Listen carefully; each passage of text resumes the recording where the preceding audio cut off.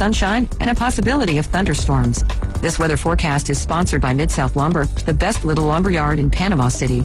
Thank you for keeping that dial on ESPN Northwest Florida. Rely on it. PCB Hobby, the beach's premier hobby store for sports cards, comics, coins, and trading card games. PCB Hobby carries the largest selection of boxes and packs from the latest releases of brands like Topps, Panini, Leaf, and more. Looking for a specific player or team? PCB Hobby has a wide assortment of raw and graded cards. They carry parallel rookie, game used, and autographed cards in both modern and vintage. Have a collection you want to sell? We buy, sell, and trade. PCB Hobby on Back Beach Road, just east of Florida Linen. Call 850-320-8388. Tired of flipping through channels and finding nothing good? Introducing Scorpion TV. Over 5,000 live streaming channels. Catch every game of the season with over 100 sports networks, including ESPN, ESPN Plus, the NFL Network, and Red Zone. Even pay-per-view events. Watch 400 local network channels from Panama City and most markets throughout the country. Fox, ABC, CBS, and NBC. It's more than sports. Scorpion TV offers premium movie channels like HBO, Cinemax, Stars, 200 plus entertainment and news networks, or watch thousands of movies on demand, all for just $45 a month when you use the ESPN NW promo code at checkout. Watch on up to 5 devices at the same time. Perfect for sharing with family and friends. Scorpion TV gives you everything you want for less. Cut the cord, not the fun. To score Scorpion TV, go to ESPNPC.com and click on the Scorpion TV logo. Don't forget our promo code ESPN NW. What does it take to live an uncommon life? Here's former Super Bowl winning coach Tony Dungy with today's uncommon moment. Since my son's death in 2005, I've talked with hundreds of parents who have lost children to accidents, illness, or violence. Every one of those parents, including me, wishes they could spend just a few more minutes with their child. Listen to God's gentle whisper when He tells you to enjoy the sacred moments of life.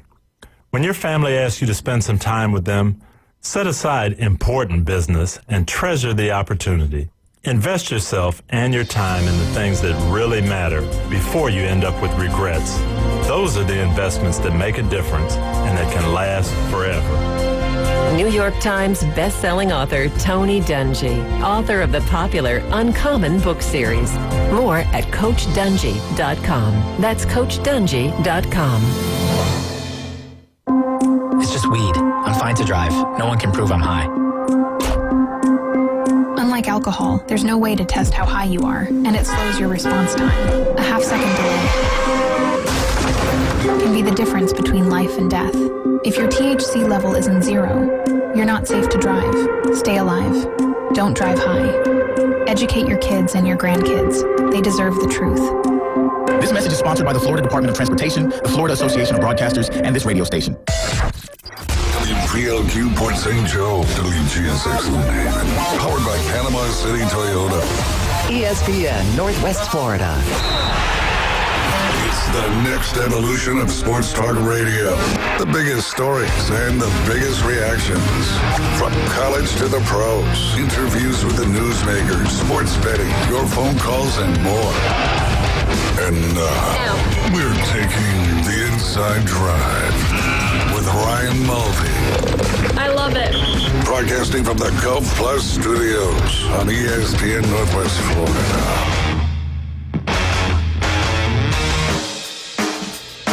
And good morning. This is the Inside Drive. I'm your host today, Paul Wilson. It's good to be with you today. And as always, I've got my friend running the ones and the twos in the other room. David, how you doing? I'm doing well, man. In the Fish Bowl on Tuesday last week, actually it might have been Wednesday, we called this it was Tuesday or Wednesday. We had James and we had Chef Ross in that room. They were wearing they had a Brewers and a Cubs jersey on, and the night prior they had both lost to the Phillies and to the Braves, and so we were calling that the loser's room and this the winner's room. And then the next day, it flipped over, and that was the winner's room. But because of that shirt you're wearing this afternoon, you are in the winner's room, Paul. And as of Game 4, I'm in the losers room right now representing the Pacers, but we do got Game 5 going on tonight. How are you doing? How was your weekend? Oh, yeah, it was good. I'm excited to talk about that, too. We'll be talking about that later on today. Man, just a great weekend. Got to spend some time with family. Father's Day, of course, was on Sunday. Had a good time doing that. Got some opportunities to go over and watch some of the World Series baseball going on at Publix Park. I know we had talked about that on Friday and some of the things and had some good conversation about that. And just going to say there was one game there, oddly enough, after we've talked about it on Friday. It was an 8U coach pitch game. Oh, here we go. Oh, so were you pitching? No. I was just watching. So we were over there watching my nephew play, and the field behind us was where that 8U game was going on. And it was contentious, you could tell. I mean, the fans were pretty loud. I mean, it's pretty exciting out there watching them. I mean, getting into it and everything. And I guess the umpire made a bad call, and this was a semifinal. And because of the rain over the weekend and some of the thundering and the lightning, they had the opportunity to push the games back. So this was about 11:15 p.m. at night. 8-year-old kids playing baseball out there with the I would call it the swamp. Yeah. Back in the back there. So it's all the way down from the parking lot. Mm-hmm. I mean, probably almost a mile. If you've ever walked back there, it's a nice little trip. But they're back there. The mosquitoes are back there. It's 11:15. They need to win this game to go play in the championship for Sunday.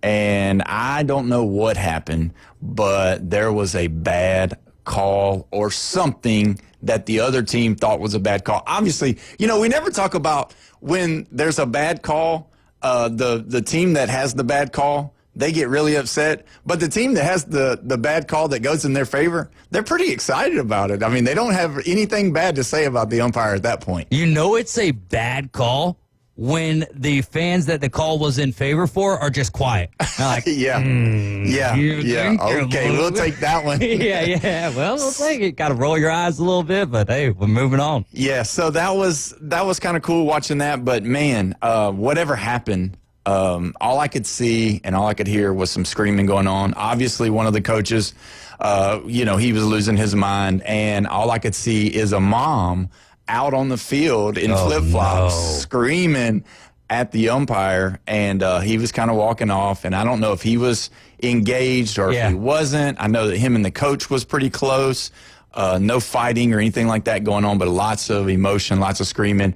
And all of a sudden, because out there at Publix, they have the golf carts, and they have the golf carts for the umpires as well as some of the elderly people or people that want to ride or whatever. Because it's a lot of walking. It's a lot of walking, and it's concrete and everything. So, so all of a sudden, when they come back, you see the golf cart. I mean, that golf cart is booking it. Yeah, and so the director and I guess his assistant, both of them, they throw that baby in park, they hit it, that thing's sliding, it's still going. They're both out, they're jumping and running, and they're going for that one. And, I think everything worked out. Obviously, I'm sure that the team, upset because that was the end of their weekend for the World Series.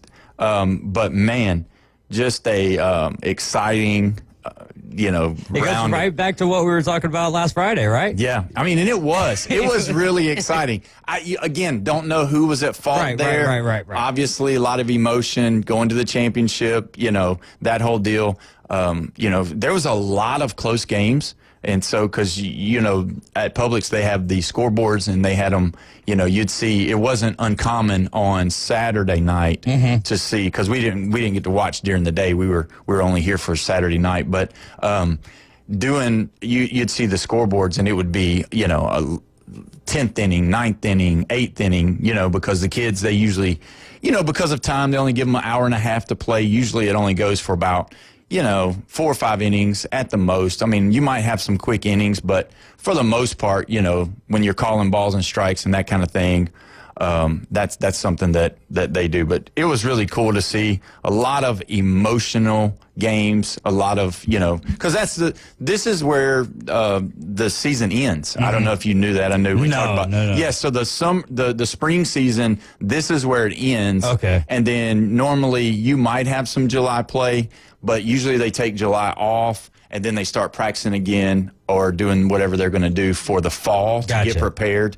So then that's what they do. And then they'll have a fall season as well, especially down here in Florida. They don't do it much in the northern states just because of the weather starts to change and it gets a little too cold. And a lot of them play football as well, which there's football, you can juggle both. We usually do juggle both, playing football and baseball at the same time, kind of working around the schedules or whatever. But so now, obviously everybody's emotionally, reason why I said that was is everybody's emotionally high. It wasn't just a tournament that they're going to get to play in. Obviously it's the World Series. Obviously it's here in Florida and they've been here the whole week. And, the last tournament, so to say, of the spring season was on the line. So pretty cool to watch over there. So I'm sure that the being in the sun a whole bunch didn't help the ending either necessarily, but you're pretty tired by that point. But hey, heck of a job by Public Sports Park bringing in a whole bunch of people. A whole bunch of people. Yeah. And like we talked about last week, this week starts again. So they're going to, bring it all back, do it all again. And I believe there's 2 more after this. So, they go for almost the whole month of June. So they're going to have a bunch of World Series champions over there. A lot of rings to give out. A lot of rings to give out. What's the price per ring these days?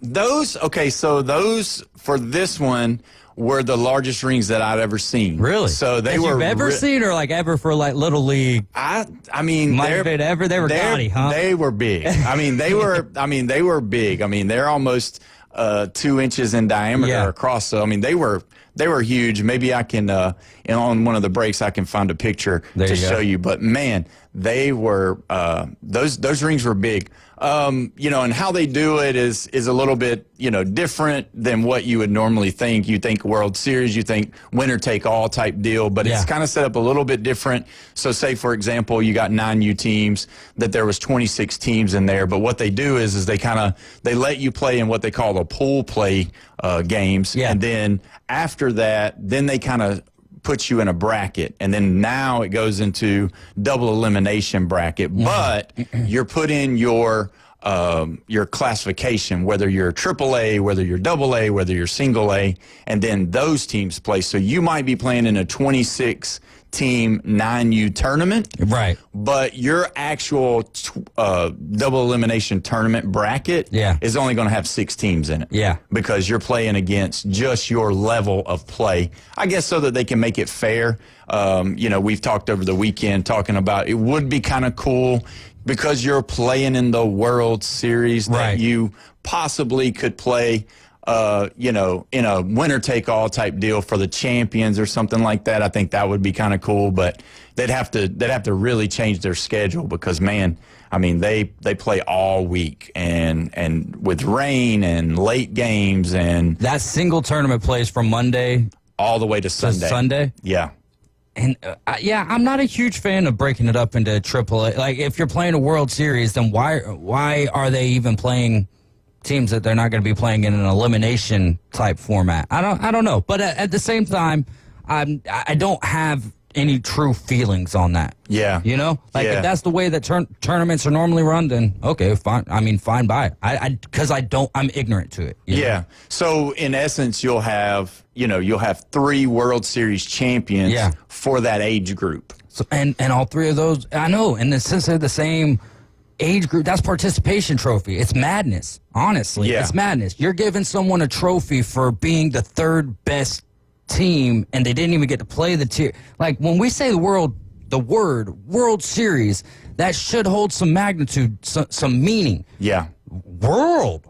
wide, first and foremost, right? Like that, they should be able to beat every team in the world. Now, that's also an argument that you could take to Major League Baseball. Could they beat every team in the world? Or, I would venture to think that they could take care of, I would say, you got the Nippon Baseball, the Nippon Baseball League and Korean Baseball League. Maybe they would have some teams in there that could handle business in a 7-game series. Not entirely sure, as I don't watch enough of those. But yeah, if you're winning something to be qualified as the World Series, I feel like you should be playing the best of the best, and the best team of those 26 should be the World Series. So you can break it up into your AAA, AA, single A, but by the end of that tournament, I want to see World Series winner versus World Series winner versus World Series winner. Put the 3 teams in a double elimination tournament. And so, and I agree with you. I believe that. I like that, and I think it helps, for competition as well. I think, but with that, let's be the advocate here on that part, is that this is not one of those type tournaments that you have to win a certain amount of games to be invited to. So it's not an invitational. Yeah, you just pay the $1,200. You just pay the $1,200 and you're in. Kid. Yeah. And the $20 per kid, and then everything else. Yeah, and guess what? So we got there later because we had stuff to do all weekend. Right. And so we wasn't able to buy the full, because you can buy a full pass for the week. It's $80, so you do save some money. And that's just for people watching. Yeah, you're watching. So the families who spend their money traveling down here, golly, they got to, even for the kids, it's $80. No, not enough for the kids playing. 13 and under is free. Okay, this weekend. Okay, all right, sweet. So they were 13 and under. You were free. Good deal. The parents had to pay, the $20. So because I imagine they're making a ton off of.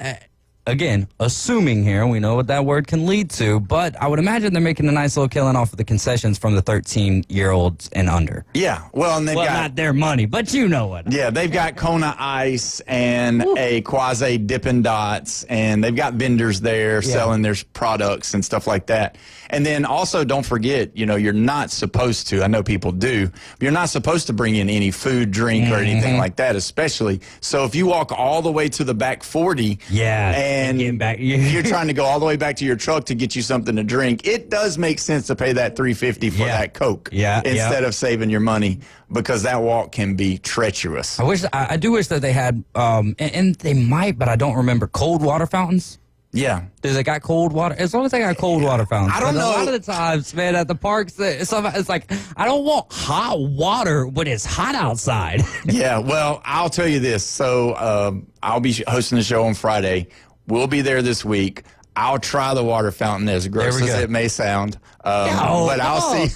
That's the second best way to drink our third best, all right? Water hose, and then out of the tap comes first, and then the water fountain. Well, maybe the water fountain could be the top. It'll help with your immune system due to all of the bacteria found out there. This is 104.3 ESPN Northwest Florida. We've got a call or text line, 850-215-6290. And with that, I want to know this show, if you believe, what is the top 3 ways to drink water? So I'm going to be like you for the Underdog Show. We got a little poll going on here. We're going to see. So is it the best to drink out of a water hose, a water fountain, or bottled water? Was that the third one, or what? Well, I would say water fountain, water hose, and out of the tap. Okay, so out of the tap, out of the water hose, or the fountain, which one's the best? Because I don't know. I mean, I've done it all 3 of them, obviously. As a kid, obviously I'm water hose. You just was outside. You get the water hose. You taste a little bit of the rubber. How about when the water would come out on a hot day and it would be so hot and then it would go cold? Oh man, that was the best. It was. I mean, who cares what was in that water? At that moment, we was trying to get some relief for the hotness, especially in the South. We actually did something on this show, maybe the first year that we were doing this show, and we blind taste tested water. So we had tap water, we had water from the spigot outside, we had several different name brands of waters as well, and then tried to get all of the waters right, and not too many people were correct. We had like 4 people in the building. Do you remember, did you have a specific brand, you said? Yeah, we had like 4 name brands of water, and then tap water, and then water from the outside. Okay, so Was there any shockers that you can remember? No, I guess the most shocking part was that, people couldn't really tell the difference in the tap water or the filtered bottled water. Yeah. I mean, you got to think some people, again, I've been shopping before and look at something and just be like, oh my gosh, this is going to taste so good. And then you get it and it tastes like water with syrup in it, just horrible, not very good. Because I'm a lemonade drinker. I love lemonade. And so you're a lemonade connoisseur. I am. Right. I really am, because my this is Minute Maid. Get that trash away from me. I don't want to have 100%. that. Yeah, we don't want to have none of that. I even make my own lemonade slushies at home. Really? So I'm that guy. But anyway, so like with lemonade, you got to be careful too, because it'll taste like just basically artificial flavor of lemon, because lemon's not artificial flavor. Lemon is not real lemon. Right. Like it doesn't taste even close. Mm-hmm. Like obviously strawberry has got it's got the total different. Yeah, they are all total different than what the actual fruit tastes like. They taste like what you think the colors would taste like. Yes. So like you're tasting the color purple, not grape. You're tasting purple yellow. Yeah, there you go. Oh, let's be careful with that. Well, not the lean purple drink, but just like grape soda or whatever. You don't call it grape soda, you call it purple drink. Yeah, you just call it purple. Yeah. So I mean, and I have for the longest, and I know Chick-fil-A does not sponsor the show. Maybe they should. They should. But Chick-fil-A's lemonade has been my favorite for years. Yeah. And it's just been great. Well, Subway's not my sponsor either, but they should be as well. I was eating at lemonade? I was eating at a Subway. Okay. So you know how they have the drinks opened up, where the refrigerators there where you can grab a bottled drink. They got the Coke and the Pepsi or the sweet tea or different ones. And so they've got a Dole lemonade. And I want to tell you something. Dole lemonade changed my life.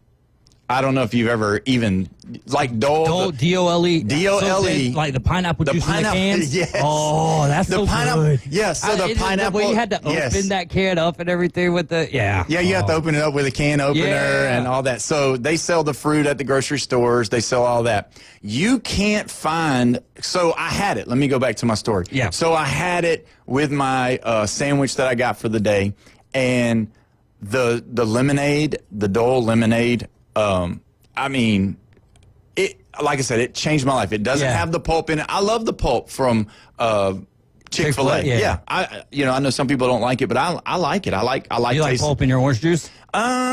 See, that's kind of weird, it isn't just it? depends. Like the fact that you like pulp in this certain drink. I think the rind of a lemon is really tasty, actually. Okay. So do you ever just bite into a lemon? I have, I have. I wouldn't put it past myself. I love salt, so I'm a big salt. I love salt with my fruit, all fruit. Actually. Oh yes, I'm right there with you. So, I'm right there with you. So either way, that Dole, I looked it up, and so I was telling my wife, I was like, look, I had the greatest lemonade I've ever tasted in my life. So she's like, oh yeah, just look on Amazon or whatever, and we'll get some or whatever. I'm like, okay, fine. So I look it up, and I'm like, wait a minute. So I send it to her, and she's like, what is that? And I'm like, that's that lemonade. And I'm like, it's saying it's not in it. Walmart doesn't have it. Publix doesn't have it. Nobody has it. Yeah. And so you can get it. You can just order it online, and they'll ship it to your door just like anything else. But for the 12-pack of 16-ounce bottles of that lemonade, it's like $42 or $35, I think is what. How big is said bottle? 16 ounces. 16 ounces is $40. Are you on eBay? Where were you at for this? It was on something. It was either Amazon or whatever. Yeah. It makes sense. But you can't buy it in stores. It's like a collector's edition at that point. I mean, you could not buy it at the stores. And so I mean, Do you love lemonade that much, Paul? This is our second go around of buying it. Okay. Yes. I'm just telling you, it's the greatest lemonade. So it is so expensive, but it's so good that, you know how you have stuff at your house that is yours? Right. Like that's Dad's. Yeah. Nobody touches it. Oh, yeah. Or this is Mom's. Nobody touches it. You know, and we have that kind of stuff for our kids. You go to the store, hey, you get to pick out something, you know, and I'm not going to eat their stuff or whatever. So I'm just like, hey, kids, that's mine. Yeah. And I put it in the back so it gets extra cold. It's more expensive than a top shelf liquor bottle.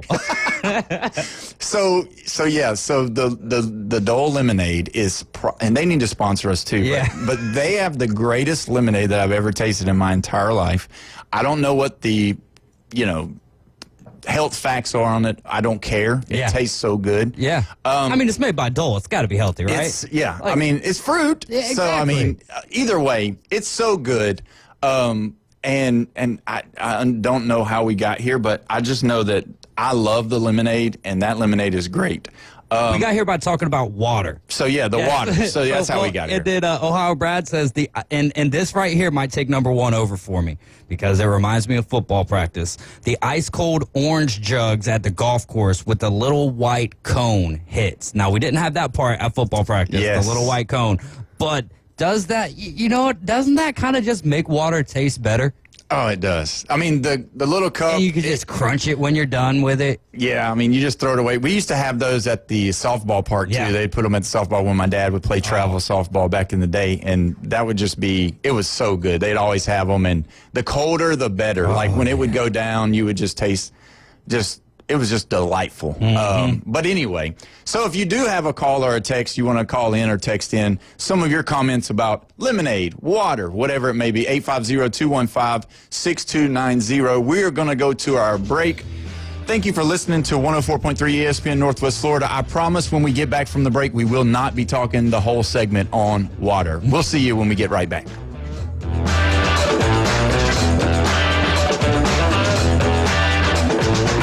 104.3 ESPN Northwest Florida has the most college and local sports anywhere on the Panhandle.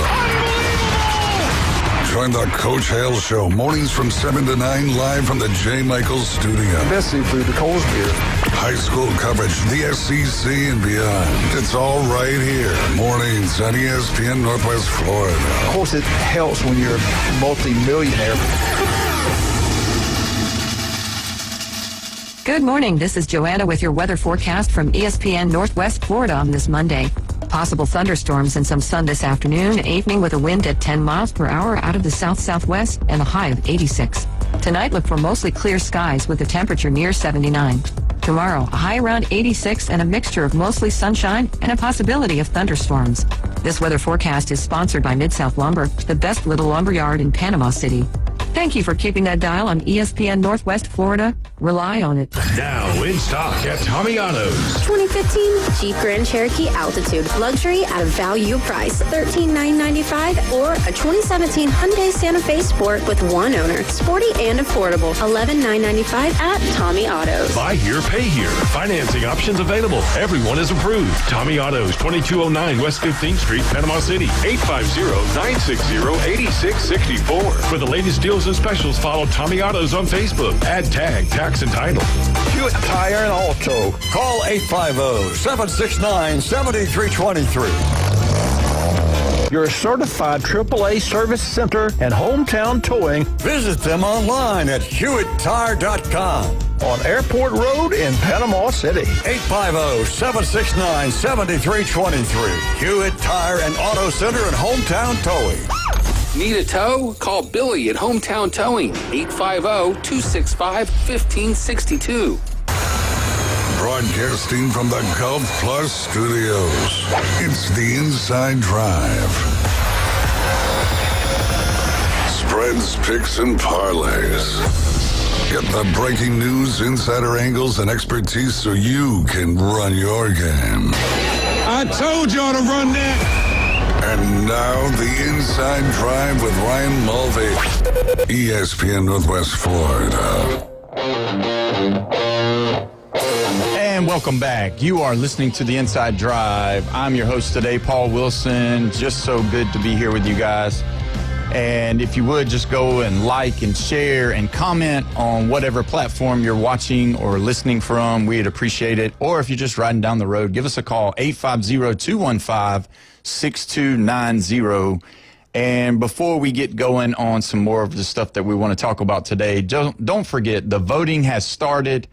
Go in there for the 2025 Best of Bay of Choice Awards. Let's vote for our guy, Inside Drive, Ryan Mulvey. Don't forget about him on voting every day, all day, every time. Vote as many times as you can so that he can win that back-to-back championship this year for 2025.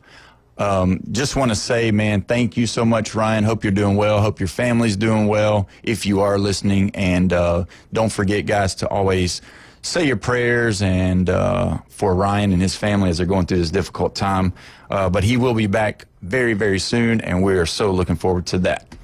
And don't forget, we are your spot for the Atlanta Braves on the Gulf Coast. Let's make sure to tune in when the Braves are playing next. I believe they're going to be playing New York in 2 days.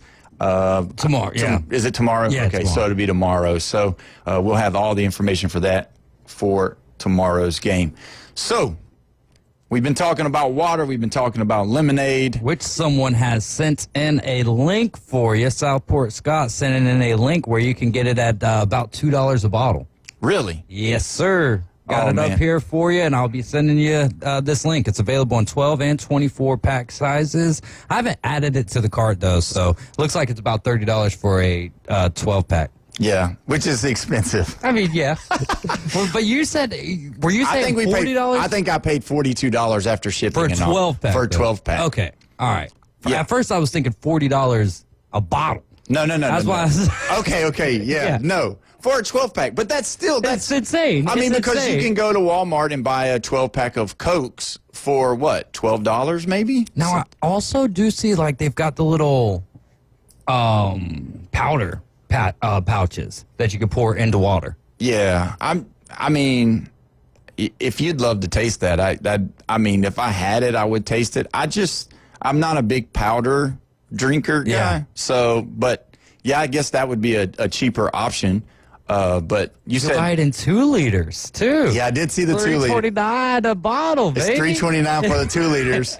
That's what I should do. Is just every night, like just fill it up. How many bottles do you drink a day? For if you're at a tournament, it's Saturday, 90 degrees or whatever. How many do you think you'll go through? I could go through probably about 12, huh? Maybe. Because I love it. I love the taste of it, and it tastes so good. Does it quench your thirst, or does it just keep you coming back for more? It quenches it, but it tastes so good, you just keep coming back. Yeah. So, I mean, I don't know. Maybe the Dole rep for this area needs to sponsor the show if we're going to talk this much about lemonade, but it's so good. If you get a chance to try it, and you said, who was it that Southport Scott. Southport Scott, thank you so much. Real sugar, that's why it's so expensive, he says. Okay, so it's real sugar. Okay, so that makes, real lemon. You already pointed that out, though. Yeah, it's the real deal. Yeah. It is real. There's nothing fake about that stuff. It's so good. So anyway, and let me just say this at the end, okay? It's so good that it's one of those things that, like, when I get down to the last one,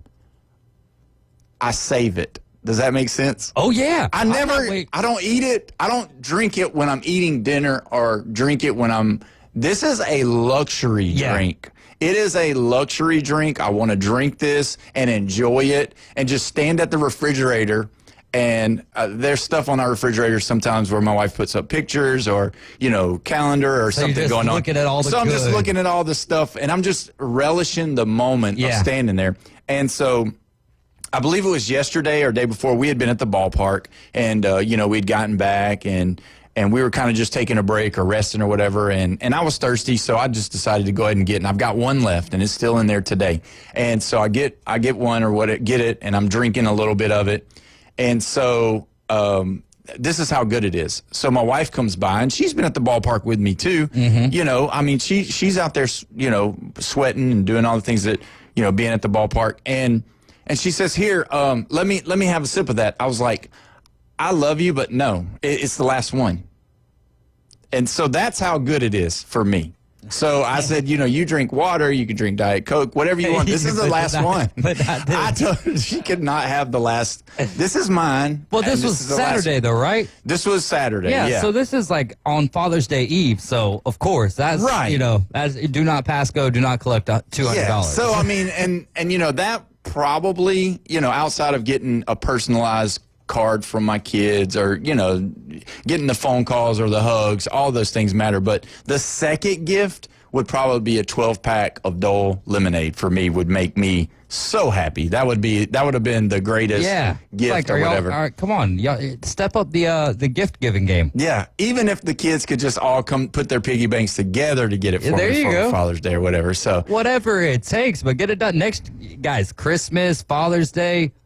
To the Wilsons out there, y'all know what to do now. Yeah, the lemonade from Dole is so good. We're probably gonna have start having 12 packs of lemonade, just like on the studio step over there. Like, hey, get Paul his fix. Get Paul his drink today, so he won't keep talking for the last 30 minutes. We've been talking about water, travel, baseball, and the last month lemonade. So anyway, moving on to something that's going to be near and dear to your heart, which is the Atlanta Braves baseball team. So just really been diving in. We didn't get a lot of chance to talk about it on Friday, so I wanted to really talk about it today. Yesterday, they lose to the Rockies 10-1. I don't know if you saw it. When you hear the score 10-1, you think, man, horrible, just terrible. And that's true.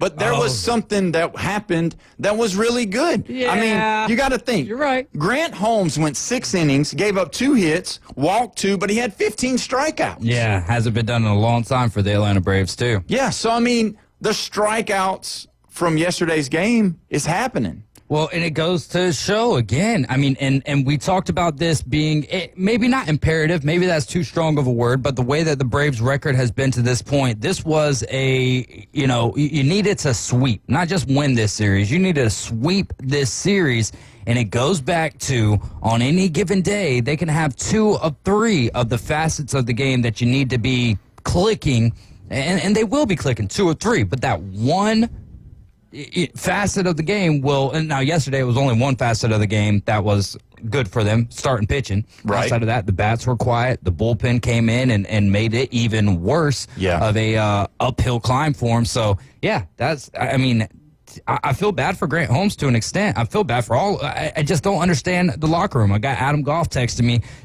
saying it looks like Ozzie Albies doesn't even love the game of baseball.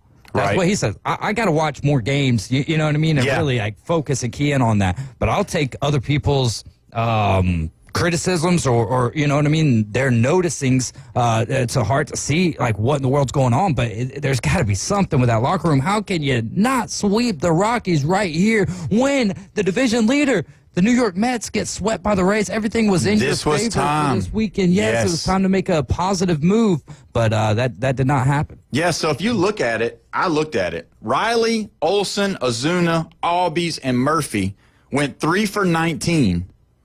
They went 3 for 19 with 7 Ks yesterday. And so 7 Ks between 3 people you mentioned? No, Riley, Olsen, Ozuna, Albies, and Murphy. So 5. Yeah, so 7 strikeouts, though. But still, how many of those? I know that said they only had 5 runners left on base. I get it. But I know pros are pros, and they're there for a reason, and they make plays. But, man, they do make errors. You got to put the ball in play. You can't have your best hitter striking out. Now, Acuna, he's tearing the cover off the ball. Yeah. He is just unbelievable. And so, when you look at that, I mean, gosh, what is going on? What's the problem? I think we're at that point to where we've been asking what the problem was. There aren't really any answers. And, again, this is going to be an opinion-based part of the show for me. I'm not trying. I love the Braves. Right.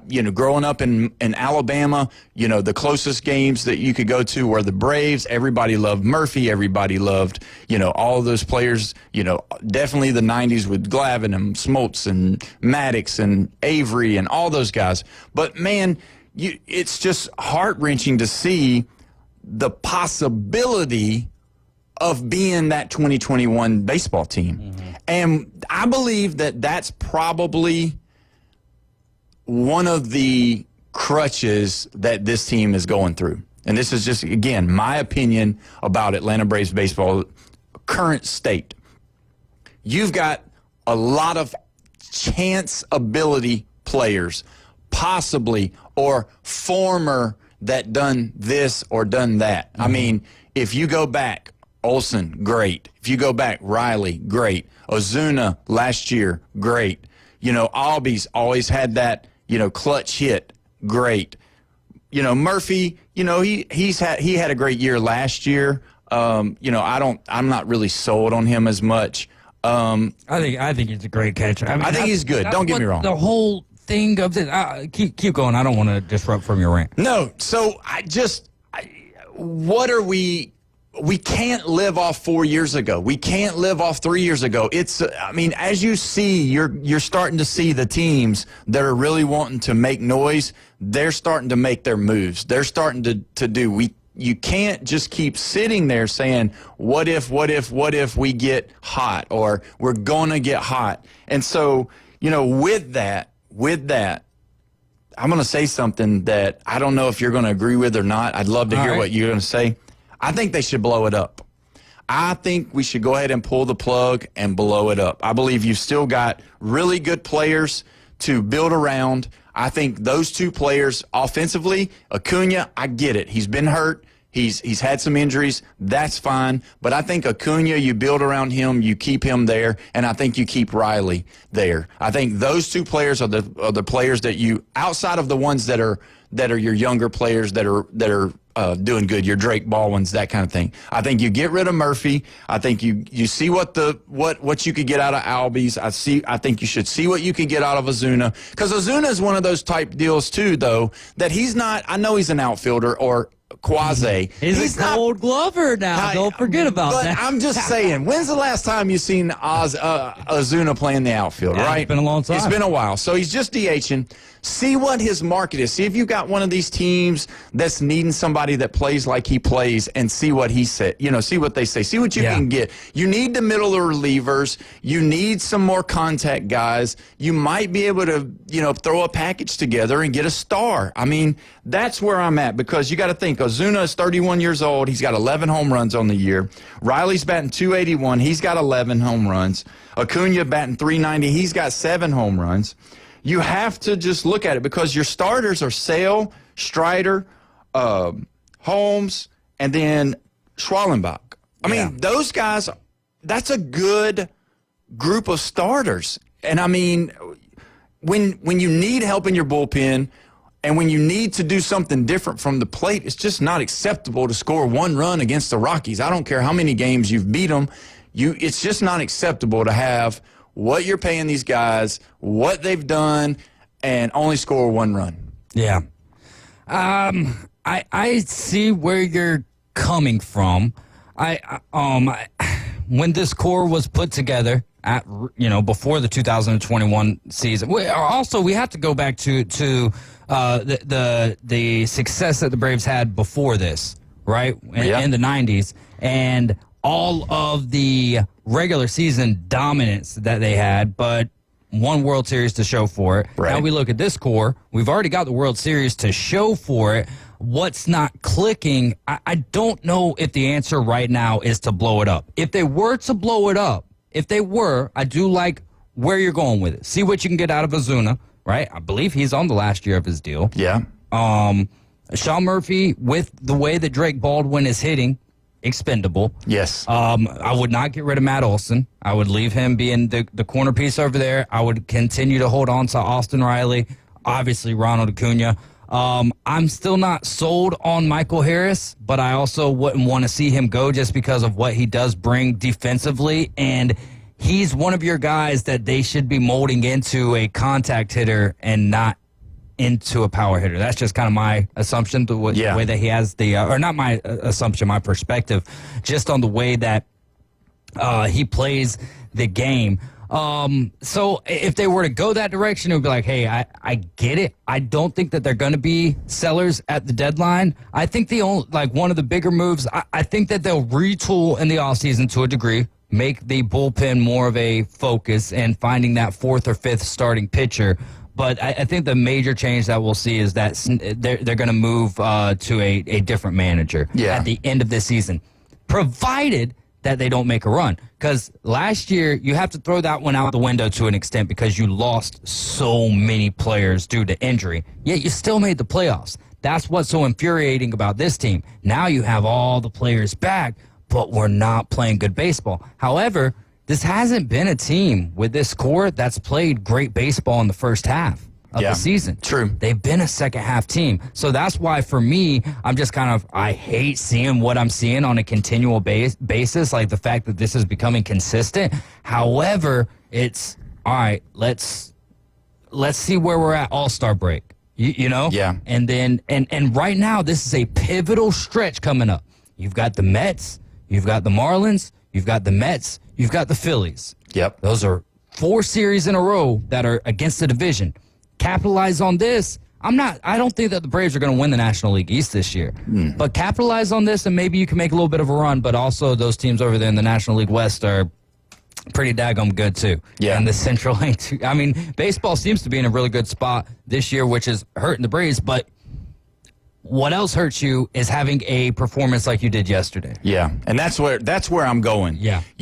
It didn't look like a team, like you said, Albies didn't look like he even wants to play baseball. I didn't say that. Adam Goff said that. So I got to give him his credit because I'm not the one saying that, and I got to look a little closer to see if I share the same perspective. Right. And I mean, you got to think he's batting .222. I get it. He's been a staple of fandom at second, for a long time. Mm-hmm. I get it. And we sometimes as fans, we sometimes tie ourselves to a player for longer than we need to. I agree. And so that's why I say, obviously, I will say this though, if you turn around and these next two, if these next 2 series get swept, or if these next 2 series they only win 2 games out of the 2 series, I don't see how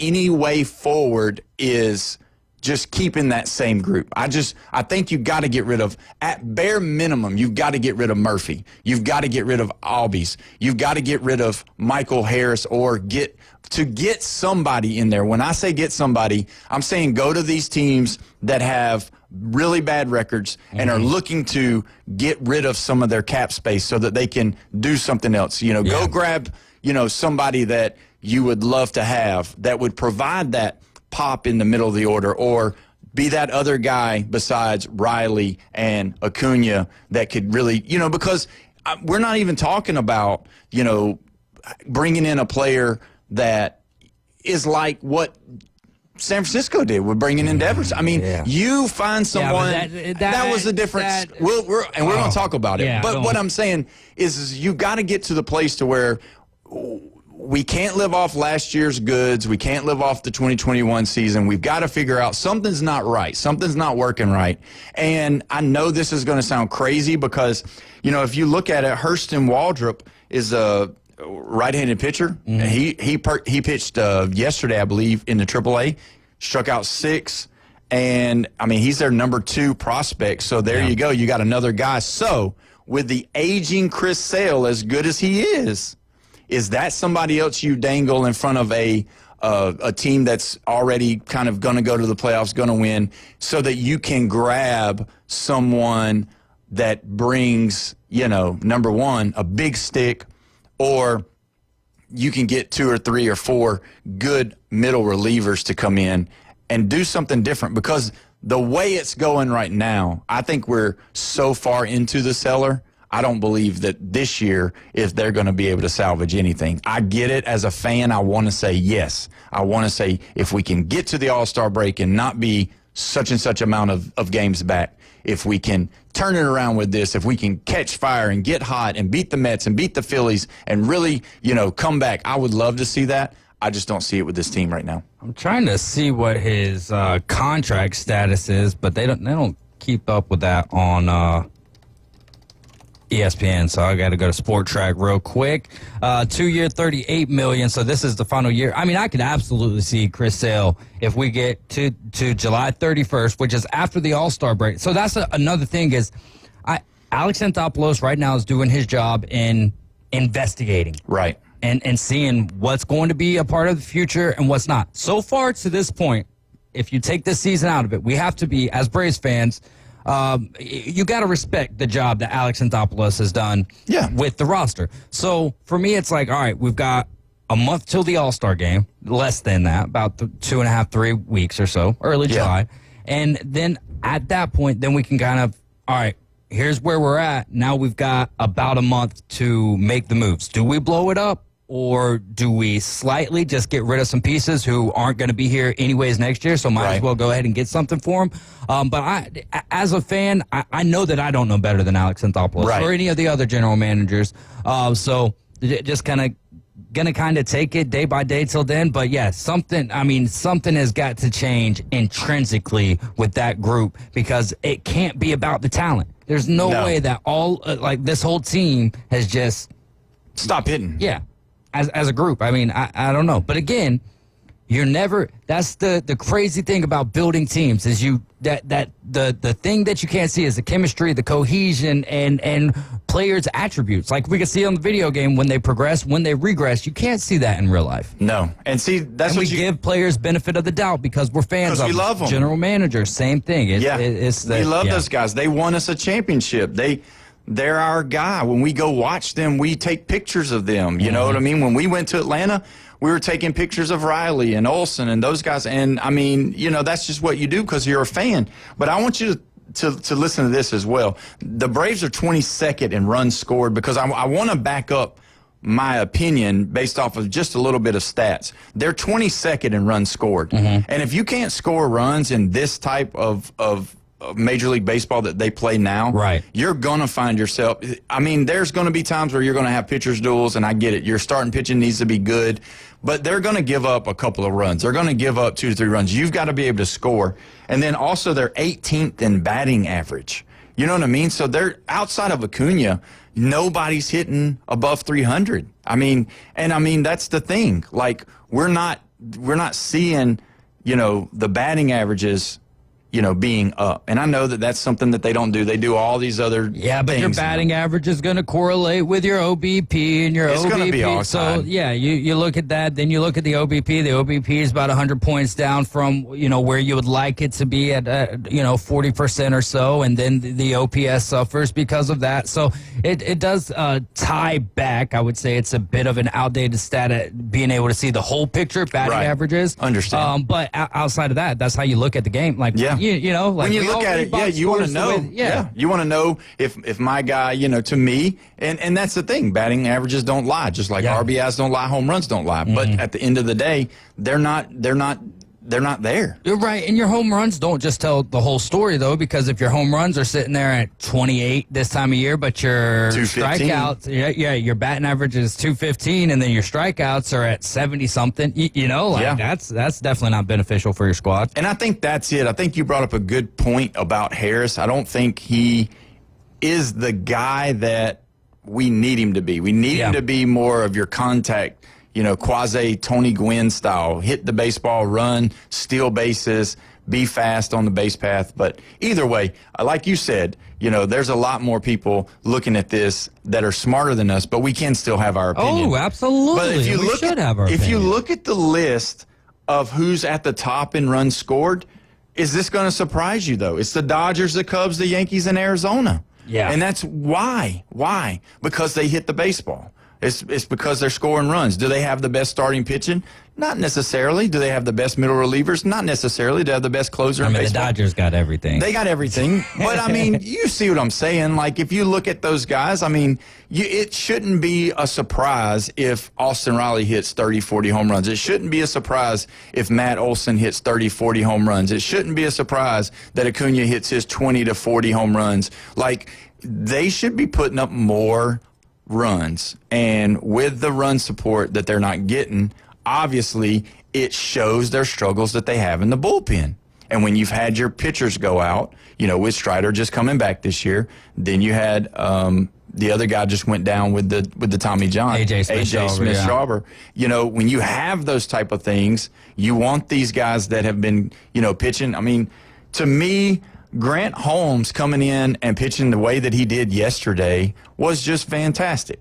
And so, they got to figure something out. But anyway, that's where we are. Yeah. And whether we blow it up, whether we don't, whether we cut a little fat off the bone, whatever we want to do, we got to do something, because it's obviously what's going on right now is not working. Yeah, this is your Yankees perspective. Just money fixes everything. No. Just throw there's a reason why I'm not wearing a Yankees jersey today, by the way. Hey, tough series, though. Tough series, yeah. Hey, I guess it was good news. Well, We'll talk about the Rafael. Yeah, when we get back. We're going to take a break.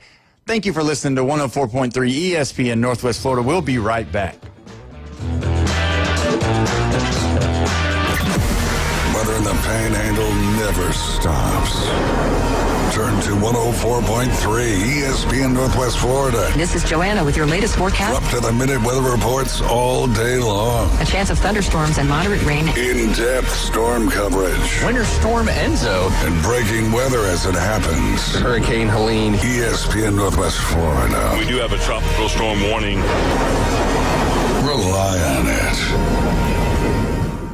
Golf is a game that should be fun, but to have the most fun, you need to play your best.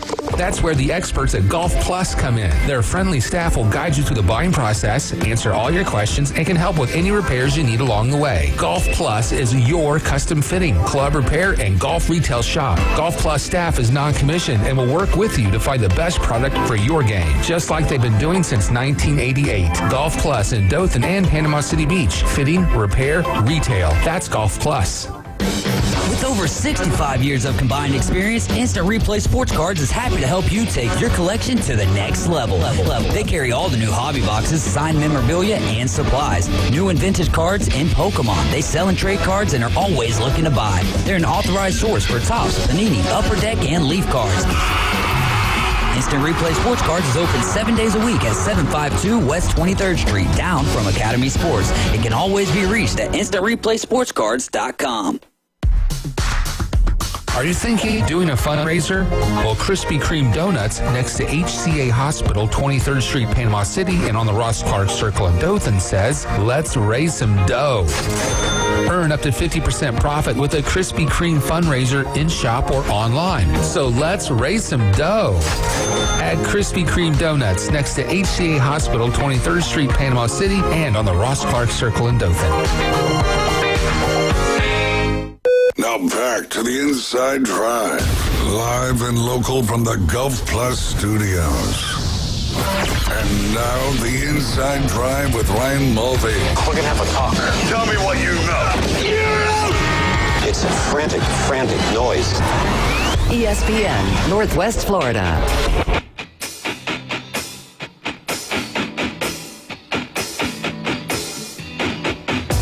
And welcome back. You're listening to the Inside Drive, your home for Atlanta Braves baseball. It's so good to have everyone here today listening to us talk about a plethora of items and things that we have brought on this show for Monday.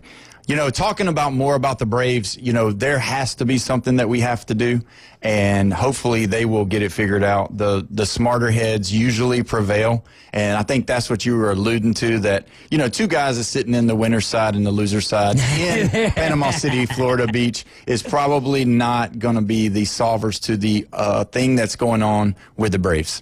Maybe not. It's always fun to theorize on those things. But, yeah, I think the way that I go about my particular fandom, like, just, I guess, from my perspective, is, like, they don't pay me regardless if they're winning or losing. Right. So, like, y'all do y'all. You know, I root for you, and it's fun, but I'm not going to be the type of person who's, or be the type of fan who's going to lose my mind. Or if I were to do that, I was about to say I wouldn't have any hair. I don't have any hair as it is. So there is that. But, no, I think from honestly growing up as an Alabama fan, I think what's the biggest thing for me. Now I remember when we first made the turn, 2009, right? 2007 Saban comes, 2008. You're like, oh my gosh, this team is totally different outside of the 2000 something team where we went to the Cotton Bowl and beat Texas Tech. That was like our highlight when I was growing up. Mm-hmm. And so you get used to losing, and then all of a sudden now you start winning. You know, like, so I remember like that first loss to Texas A&M and Johnny Manziel. I'm like down and sad and stuff, and then it kind of losing started becoming like once or twice a year type deal, and I was like, all right, I can't let this. I feel spoiled as a adult, like getting mad over football games. So I don't let it affect me as much these days in that area. But at the same time, I do want my teams to to do well. Yeah, to succeed and go about it the right way in terms of roster building and all of that stuff, which is fun. Yeah, and it's fun, but man, you hit a nail on the head right there, because I will tell you, I'll let you a little inside note here. I used to be the guy. Like, if they lost, it was a big deal. It affected my day. It affected the way it went forward. It affected the way I treated others. Yes, it affected the next day. Yes. And I mean, it used to be so bad as far as Alabama football. It's just so bad when we would lose that one game, because usually we didn't lose one, or we either went undefeated, and so like we were spoiled fans, and I get that. But man, it was just it would affect my day. I would throw pillows, and I would just be so aggravated. And because I knew exactly what we needed to do by watching that television show. You know what I mean? By watching the television, I could tell that offensive coordinator exactly what we need to do to move the football, or that defensive coordinator, I know exactly what to tell them. You know, I had to come to a realization one day, and it's just a maturation of my life, because I was not mature for the first 20 years of my sports fandom of Alabama. And that was the fact that Coach Saban, whether he wins, loses, or whatever, he does not call me and thank me for his support every single time that I'm acting like an absolute idiot, getting red, no doubt blood pressure's through the roof, no doubt talking to the ones that love me the most like they are, you know, borrowed help. And the thing is that how in the world can we love a sports team so much that we lose our ever-loving mind and don't really pull back from it and say, look, those guys aren't going to call you tomorrow and thank you for supporting them. They're not going to. It makes you feel good. It gives you something to beat your chest, so to speak. It makes you, you know, you love them. And I love the passion of sports.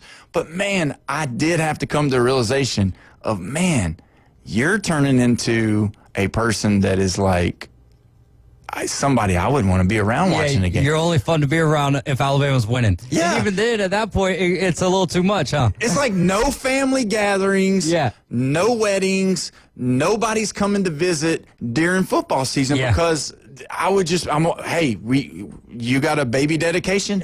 Oh, well, I got Alabama football coming up. I've dedicated my Saturday to Alabama football. I'm that way. I've quit a job because Alabama, when we got whooped by Clemson, I was working at Shrimp Boat, and I told him 2 weeks prior, like, hey, I'm not coming in. I'm not able to work on this day. Like, if you need me, I can work up until this time. And my friend's the KM, so I'm, you know, expecting him to take care of me in that.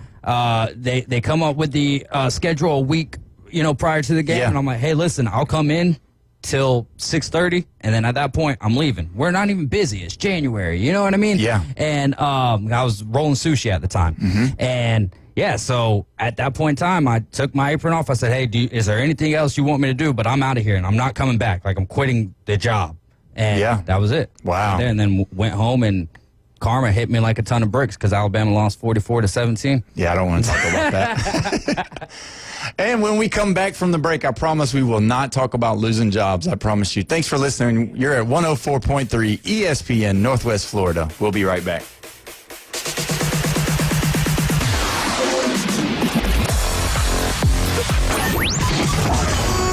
ESPN Northwest Florida. Here's what's happening.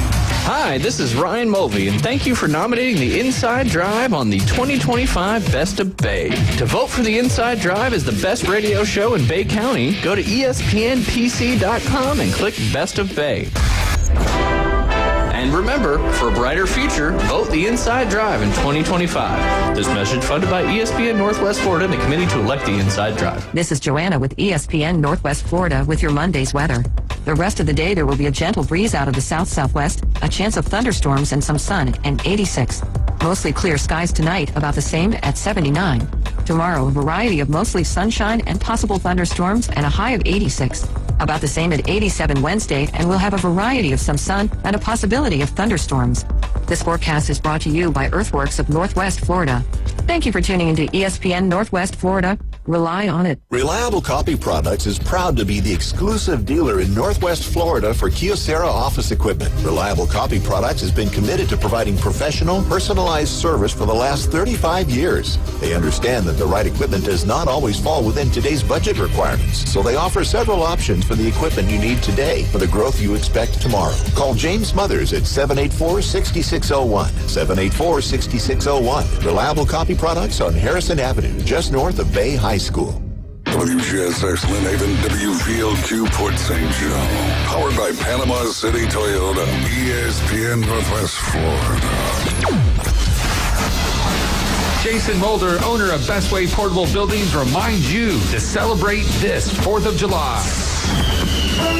And be thankful for living in the greatest country in the world with unlimited opportunities at our fingertips. Bestway Portable Buildings, the best in portable period, and a thankful Golden Age builder. North of the Old Mall on Highway 231 and online at bestwayportablebuildings.com.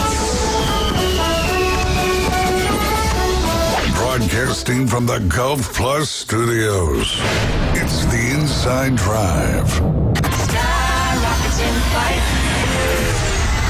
And now, the afternoon delight debrief with the three degenerates from the Inside Drive. Afternoon delight. ESPN Northwest Florida. And welcome back. You're listening to the Inside Drive. I'm your host today, Paul Wilson, and we appreciate everyone that's listening, whether you're listening on the radio, whether you're watching on one of the social media platforms. We appreciate it. Just give it a like, a share, or a comment. And don't forget, if you want to call in, be a part of the show, you can, or you can text 850-215-6290. You know, talking more about the trading and blowing teams up, you know, we can't go on without talking about what happened over the weekend. It was a little shocking for everybody, especially baseball fans, Red Sox fans. Rafael Devers getting traded to the San Francisco Giants. First question, do you like it for the Giants? I like it more for the Red Sox than I like it for the Giants, as crazy as that sounds. But yeah, I like this for the Giants. I mean, you're having a season that is above where your expectations going into the season. And I think that, you know, Devers is getting a bad rap, but it's a place that I think is hard to understand. I guess I'll give him the benefit of that doubt, right? Because all of a sudden you're the face of the franchise, right? Yeah. They hold on to you, which doesn't necessarily mean anything. That's just kind of like a placement, if you will. But then all of a sudden they bring in Alex Bregman, and now you're not playing the position that you weren't playing anymore. But you're at the same time you're being a bad teammate, which overrules everything that I think about that, or not that I think. Like I said, it's a tough.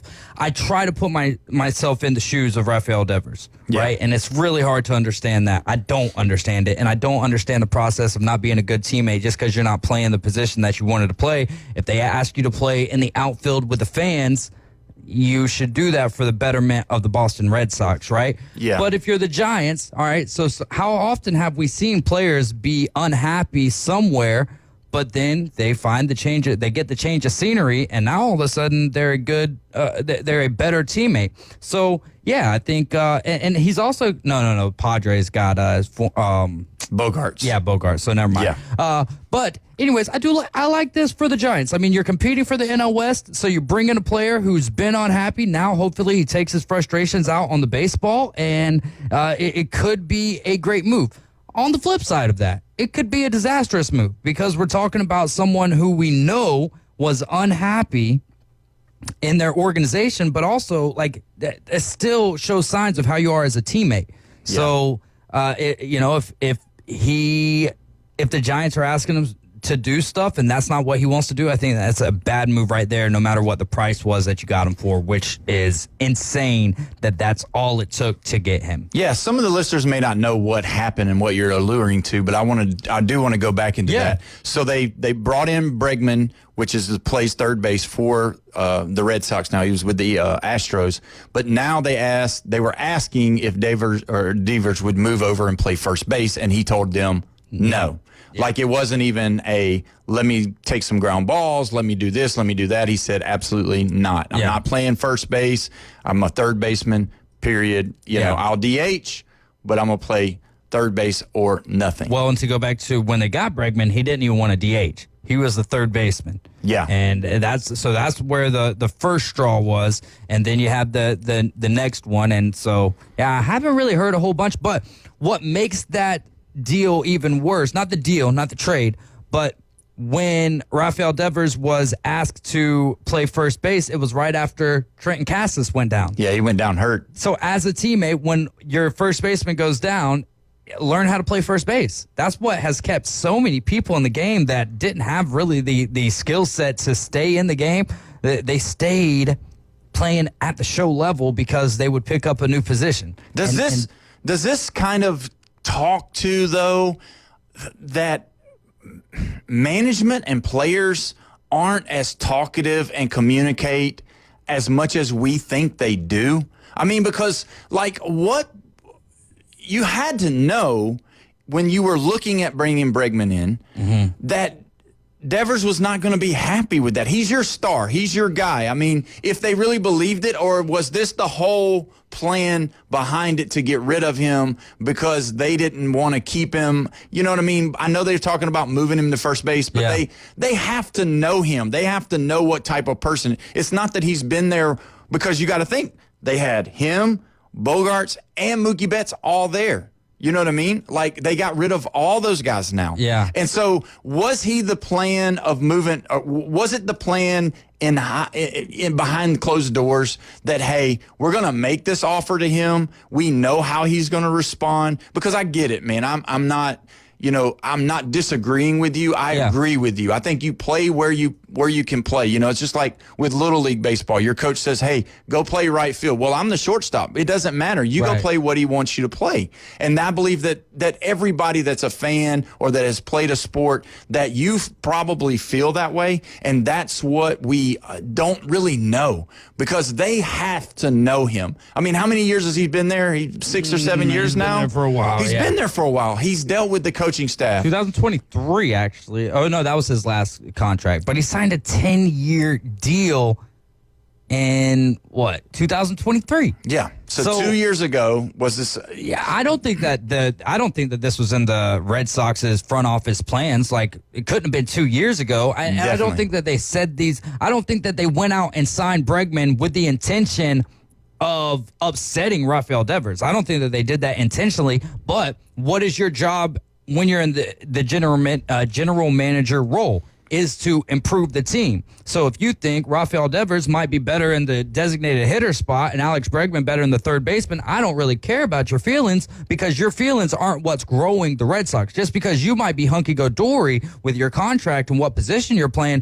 doesn't mean that the Red Sox are going to get better, because we don't go the way that one person goes. We go the way that the wave of the Red Sox goes. But your best player being unhappy and causing a little bit of friction in the locker room, in the clubhouse, it has to play. They know him. Right, when that started happening, then yes, the writing was on the wall right then. Yeah. That once the time is right, and the timing was, shocking.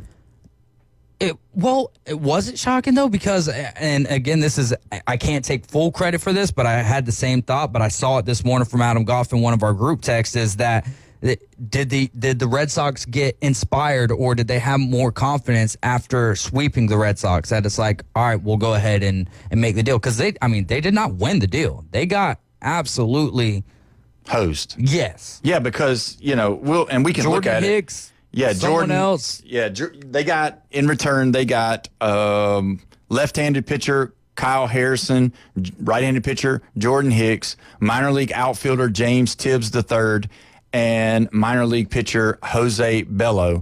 Harrison, which is the left-handed pitcher, has been optioned for AAA Worcestershire. So already, so they already knew what they were getting. But going back to, they had to know his mindset. They had to know, they hire people for player personnel. They hire people for this kind of stuff. And what breakdown in communication because I know you said that you can't go by that, all right? But, like, it's kind of similar to the way that we had Brett Favre being the quarterback, and you drafted Aaron Rodgers. Then you had Aaron Rodgers being the quarterback, and they drafted Jordan Love. Think about both of those situations, though. Yeah. Think about both those situations. Who benefited and who was kind of lost. Right, and that's true. But to me, it didn't seem like that it was done the right way, or do we just not know that Devers, because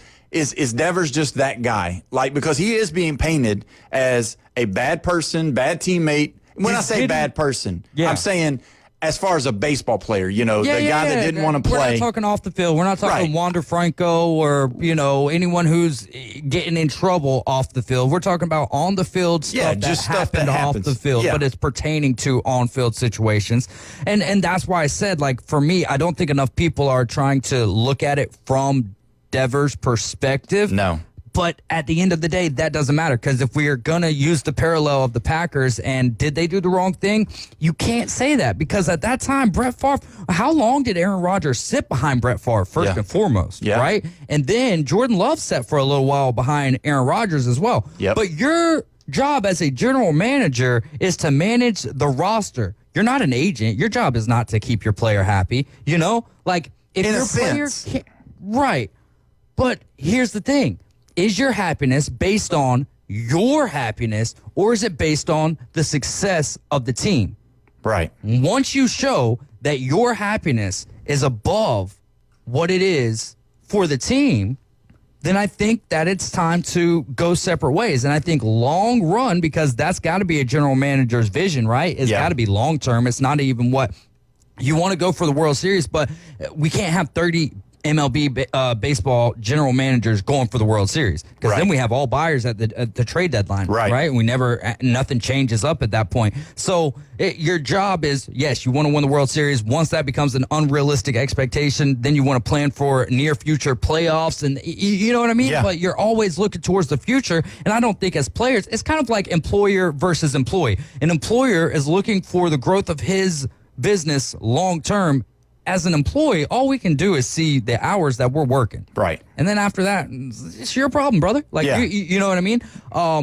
So that's kind of the difficult situation that they're in. Yeah. But they've gotten past it. And I think, like, that's the only facet that I see that the Red Sox are winners in, is that they have gotten something off their roster, someone off their roster who didn't belong. However, for the Giants, it could flip into a good thing, because he could be a different, he could be a better teammate here for the Giants, and he's not necessarily going to have to be the face of the franchise. Yeah, and he's young. Yeah. I mean, he's not very old. 28 years old. And so, he goes in, starts playing third. Because, we used to get a lot of the Red Sox games. I mean, he plays a good third base. He's not terrible. He's not great defensively. He's not as good defensively as Alex Bregman. The numbers backed up Bregman to make that move. So that's another reason why it's like, why argue that? Yeah, and I get that.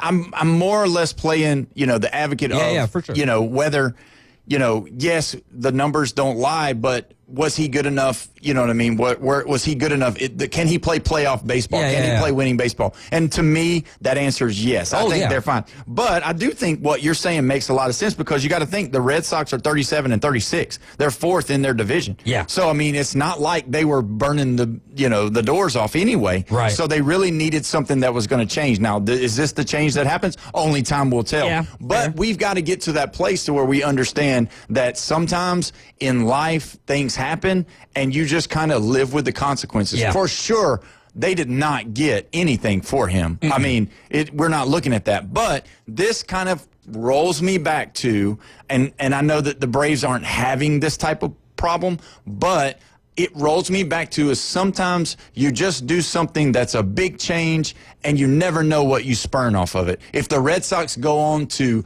compete and get back into the playoffs, or, make a run or do whatever, they'll call those guys the smartest guys on the planet. They will. They'll be considered the smartest guys on the planet. The Giants, they pick him up, and the next thing you know, he falls off, and in 3 years, he's not even playing Major League Baseball anymore. Then they'll look like smart guys. But if they don't build or don't do anything, or Bregman doesn't turn out, or he gets hurt again, or is out, or whatever, and then the Giants go on to make a run and compete in the World Series or win it, and he's the MVP or something like that, it'll be listed as one of those trades that will be the dumbest trades in the world for win-loss, not what's healthy for your team. Right. Yeah. That will become a part of the conversation. If it plays out like that, it could be one of those trades that we forget about until next year. If the Giants, they're in such a tough division. It's tough. The fact that they're even there right now, Rafael Devers, makes you feel like you get a little bit of a leg up in that competition now. But yeah, as far as knowing how it's going to play out for both teams right now, it's going to be tough, but we'll see. Yeah, I think that it was I still think it was a needed move that the Red Sox had to make. Yeah, and if you think about it, I know we're saying it. I mean, they did get some pitching, but look at our guy PCA from the Cubs. Yeah. I mean, he wasn't doing what he was doing over there. He's now going to be an all-star. Right. Yeah, I mean, he's killing the baseball. He's playing great, and that fan base he's a legend in their mind already, and he's got his own initials. Like, when you go to the initial, when you get to an initial, you're somebody. You're somebody. You know, you're talking MJ, that kind of stuff. If you get, PCA, if you say PCA in Chicago, everybody knows who they are. They're buying deep dish pizzas like, where's he at? Here you go, bud. Yeah. So, you got it. So if you look at that, that's where we are with that. Going back to the Braves, though, when you look at that, all it takes is that one guy. All it takes is those few pieces to the puzzle that energizes a team, that could push a team, because there's always that chance. There's that chance. Now, the same way that you set that up, right, there's always the chance that, boom, Braves trade Sean Murphy. They trade him to, let's say, Colorado Rockies and get their best player. No, because then at that point, then that makes my argument totally irrelevant.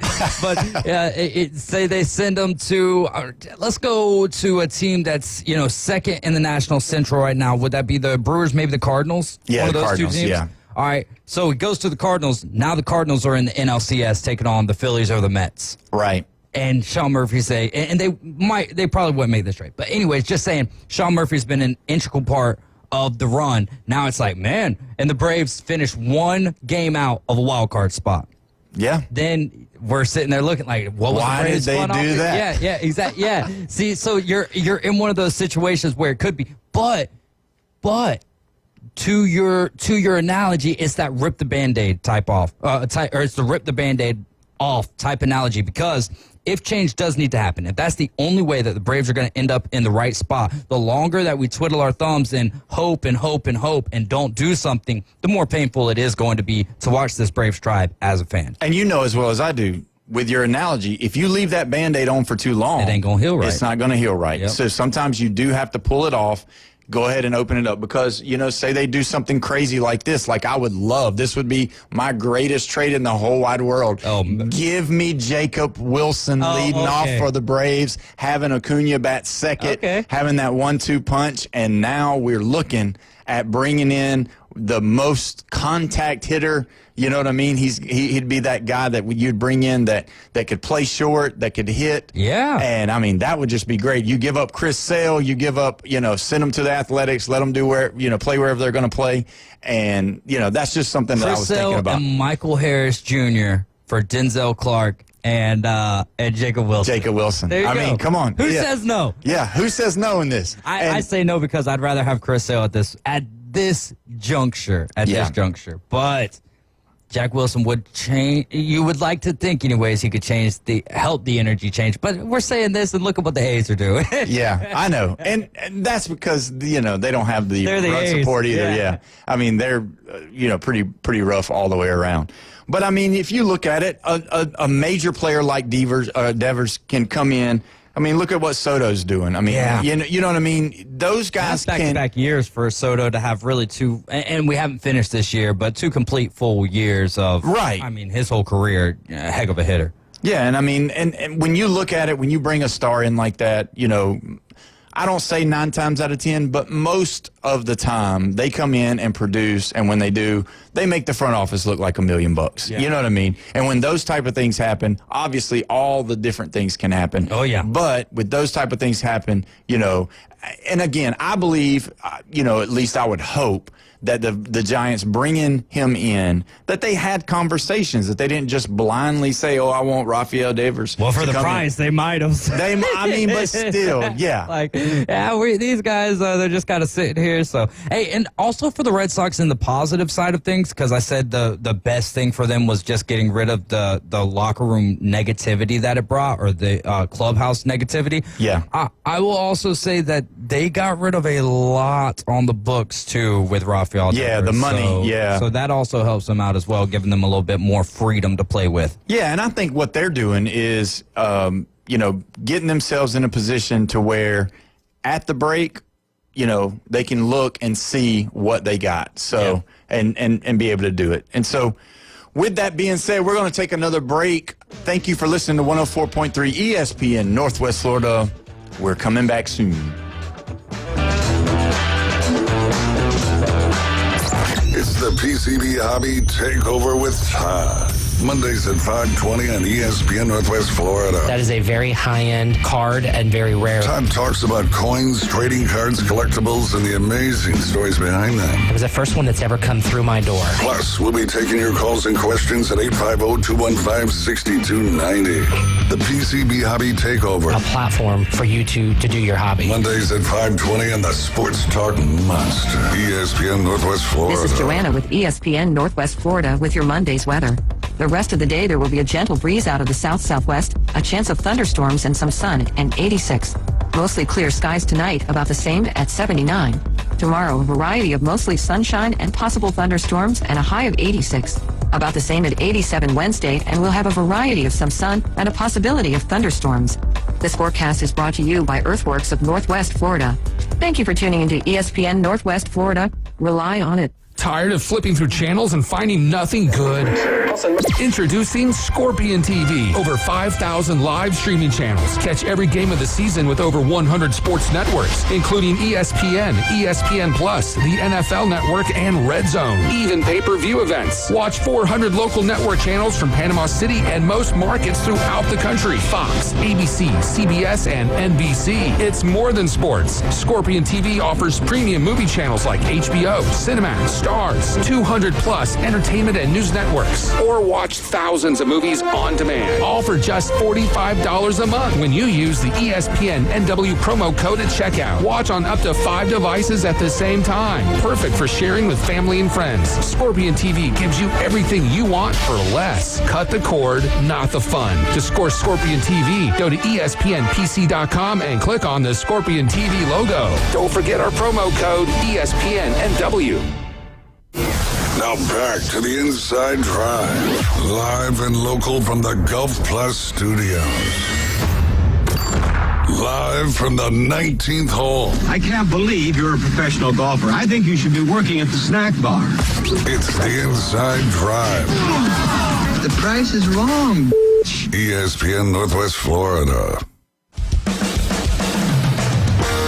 Welcome back. You're listening to the Inside Drive. I'm your host today, Paul Wilson, and we are having a great day. Hope you are too. We are going to go now to the phone line. We have our friend Alan Watson from Golf Plus. Alan, how was your weekend, my friend? Just a lot of work, man, a lot of work, and got to catch a little bit of golf there at the end, of course. That was pretty exciting, but yeah, not too bad. Yeah, the people are definitely here at the beach for sure. So I know that your place was probably hopping, and you guys were busy over there, which is a good thing. It's a good thing because busyness does convert into dollar bills. But I know that we need to talk about the U.S. Open. A lot to talk about. It was a crazy one for me. I just watching it all, and at the beginning, I was just like looking at everything and seeing what everything was going on, and the first day was just atrocious. How hard is Oakmont to play on? That is a ridiculously tough golf course, and then they made it tougher obviously with the heavier rough, and then, of course, the rain on Sunday, which that's not the golf course's fault. That didn't help. So you had some standing water issues and some other things and some nasty wet rough. But I think that golf course, I think even if you played it from the members' tees under ideal conditions, it would definitely be one of the more difficult golf courses in America. It just has some really long holes. It has some interesting bunkering.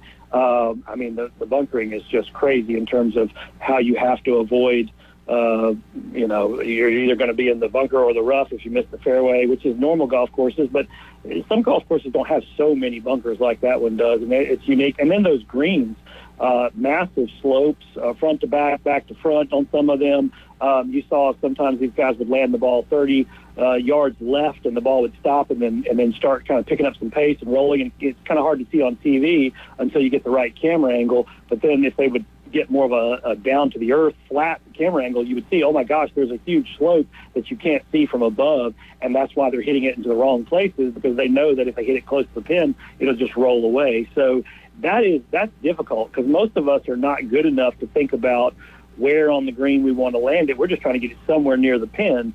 So if you go to a golf course where you can't really attack the pins and you have to play the slopes as they're given to you and all that, that's beyond the capability of most normal golfers. Yeah, and you could tell by the way the scores were lining up in the beginning that it was going to be a rough weekend to be able to play some good golf. And I'm telling you, man, I mean, which we had some of the things that happened this weekend, though, was pretty phenomenal. I mean, the Albatross happened. Did you get to see that one?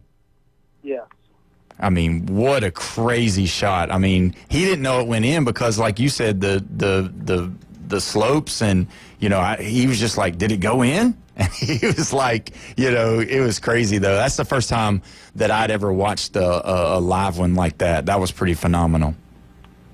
Yeah, it was pretty good. And there were some other really good shots like that, too, because, again, so many long, crazy shots. Like if you saw, you know, Spawn had a drive on 16 or 17, I think it was 17, that long hole, you know, he drove it almost hit the pin. Yeah, that's 17, yeah. Onto the green. And that's just crazy. Like that's, you know, normal golf courses, you can't drive the greens, or you shouldn't drive the greens. And to make a hole like that, it creates so much drama. And, you know, that I'm still trying to get over the putt he made on 18. I'm still trying to get over how everybody else sort of collapsed. I'm trying to get over the fact that he made 5 bogeys in his first 6 holes and still came back to win. There's just so much to unpack in the drama of that U.S. Open, because normally, I mean, this is the guy who had the first round lead, and he didn't really go wire to wire, but he essentially did. And that's, you know, again, amazing at a U.S. Open. Yeah, and that was what was crazy to me, is like, with the course being as hard as it was, you still had those shots, though. It was just like, you know, when you first watch it and you see how hard it was, and you start seeing the scores, and then you see, you know, these shots being made. It's just like, when you think about it, they're letting you see that this is really a tough course, but I'm still a pro. You know what I mean? Like, that was what I kind of gathered from that. And then I watched that shot for, I think they said it was 64.5 foot on that putt. Yeah, right around there. 64 feet for sure. I mean, gosh. I mean, everybody was just like, you could hear a pin drop. They were all waiting because you didn't know. And then when it hit, everybody went crazy. And I think somebody had a live interview going on at the same time, and like, yeah, it was Terrell Hatton. Yeah, he was like, oh man, he just drained that. Yeah, it was crazy. That putt, I mean, if Viktor Hovland doesn't pull his approach shot and have it 3 feet behind Spawn where he gets to give Spawn a read, then I don't think that putt goes in for JJ. And I'm not taking away anything from his talent, but that was just such a long putt that he obviously would have been just trying to get it within 2 or 3 feet and trying to make the putt to win. And Hovland pulls that approach shot even worse than Spawn pulled his. So now he has to give him a read in putting that, and that just gave and honestly, JJ was putting pretty well too after the first 5 holes. Once he got through that, he was putting pretty well. He putted well all week, you know, which is why he was around the lead the whole time. And so I think that was just kind of one of those fate things for him. Because, again, if he doesn't get the read, I don't know that I just don't know if he can make that putt from that far away. Maybe given 3 or 4 chances, but not just off the cuff like he did. Usually somebody will just be so ramped up with energy right there at the end because he had only been in that spot one other time in the Players when he had to go into that playoff with Rory. And, so if it had been like Scheffler or something, I would have given him more credit. But, but hey, now he's legit, so we got to start giving him more respect now. Yeah, and that's kind of what we talked about. When you start doing good like that, you start getting that name recognition, and that's the thing about it. We're talking with Alan Watson at Golf Plus. Alan, since you brought it up, I do want to ask you a question. How shocking was it that Scheffler was 4 over for this tournament, and you could just tell his body language just wasn't good? Yeah, I mean, we talked about that on the Afternoon Underdogs on Thursday, that Scheffler probably wouldn't be able to play himself back into it because he was 4 shots out or 6 shots out, wherever he was after the first round, and the U.S. Open's just so difficult. And even though he is the best player in golf right now, you're not going to have your best stuff every single week, and somebody else can rise up and play well. And I think he was probably feeling a little bit frustrated and defeated with his game, probably a little frustrated with the golf course. They all look frustrated with the golf course. And, if you just don't get the right putts to drop, or if you have some bad double chips where you chip it and you're still in the rough, which happened to a lot of guys. I mean, you saw that on Saturday and Sunday especially. All it takes is 1 or 2 of those to kind of just get you where you're starting to think, I don't know if there's enough holes left for me to get back into this. And I guess at some point he probably reached that point. I don't know. Maybe he thought he had a legit chance, especially as the leaders were falling apart on the early holes on Sunday. But, I don't know how much scoreboard watching he was doing. I have no idea. I don't know whether Ted Scott, his caddy, was keeping him informed, or whether he was trying to just keep him focused on doing what he could do. But the reality is that even the best players in the world at any sport are not going to have their best day every single day. We know that. So I think he just kind of had to make peace with the fact that this wasn't his week. Yeah, he struggled, and like you said, you could really tell. How shocked was you about Sam Burns? I mean, because at the 11th tee, he was 2 under. And then after that, he went 2 double bogeys, 2 bogeys, 2 pars with 2 holes left. Were you kind of shocked that that was his demise? I mean, he totally took himself right out of contention right then. Yeah, several people did that, where they either had a stretch early, a stretch in the middle, or a stretch at the end where they just couldn't get it together. I mean, Hovland, Hatton, Adam Scott, there's just a bunch of guys that legit had a chance to win this tournament. McIntyre obviously played pretty well and put himself in the clubhouse lead. But you just have to look at all those guys and again, all you can do is what you can do, and then you got to let everybody else do it. If Spawn has one more bad hole early, this tournament ends up differently. But everybody else was just chasing. And again, I go back to watching some of these shots these guys hit out of the rough. Like I said before, I call them double chips. Not actually a double chip, but, they're in the rough. Maybe they're trying to get it over a bunker or whatever. They hack it. The ball goes 10 feet, 5 feet, 10 yards, whatever, but doesn't even get on the green. Now they have to hit it a second time. And I think that was really the difference. If we go back and look at Scott and Hatton and Hovland, all this, go back and look at the 2 or 3 times on the last round where they had to waste a shot coming out of the rough, and that's really the difference. And obviously a couple of putts here and there too. But, man, as an exciting of a final round Open that I can remember in a long time. Yeah, I agree with that. Well, what did you think of the ruling there on Burns' shot? I don't know if y'all just talked about that or not, but what did you think of that, Alan? On the 11th with the water. I'm not there. I know which one you're talking about. I mean, they wanted to see more standing water around his feet to legit say he was in standing water. In other words, just saying that the ground is wet wasn't enough. They wanted to see an actual puddle that he's standing in, I guess, and he did not get that ruling. And so, it's not the end of the world. Everybody was having to play in the rain, right? I mean, everybody's playing in the same conditions. It would have been different if it was obvious puddle and then they wouldn't give it to him. But he obviously wasn't happy about it, and I understand that.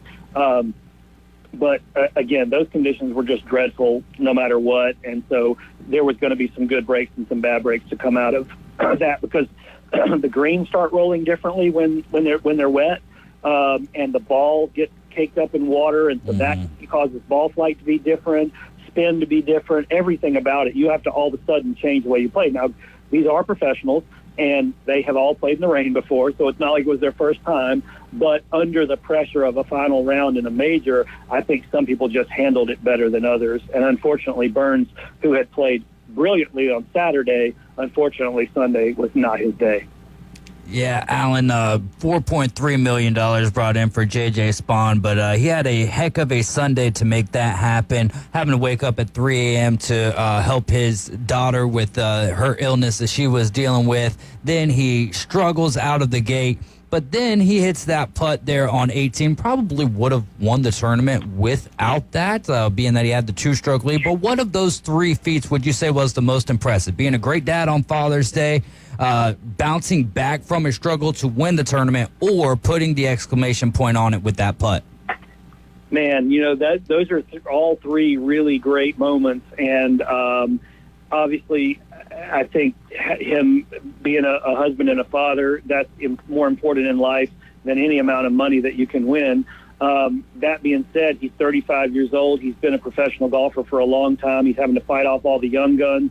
And the resilience to come back from the 5 bogeys early. He said that his daughter was up throwing up all night. She was sick, and that he and the wife had to kind of take turns and get up in the middle of the night. And like at 3 a.m., I think he had to go to CVS and get medicine or something. And it's like, so he'd had kind of a rough morning and a rough start to the day. And he said, hey, that's not an excuse, but I just, that was kind of why I wasn't really feeling good when I got to the course.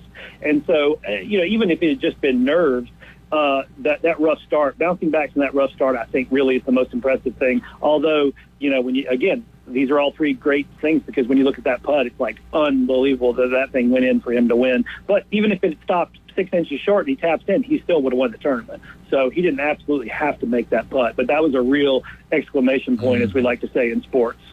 Yeah. How surprised were you that, or how confident were you, rather, in J.J. Spaun, in that, seeing his round building up? When I'm looking at the scores, I think he had just finished the 13th hole. That's when I tuned into it. So he just finished the 13th. He's struggling a little bit more. Tyrell Hatton seems to be on a good pace for the day. I believe he was shooting even par at that point in time. Then, kind of let that all go.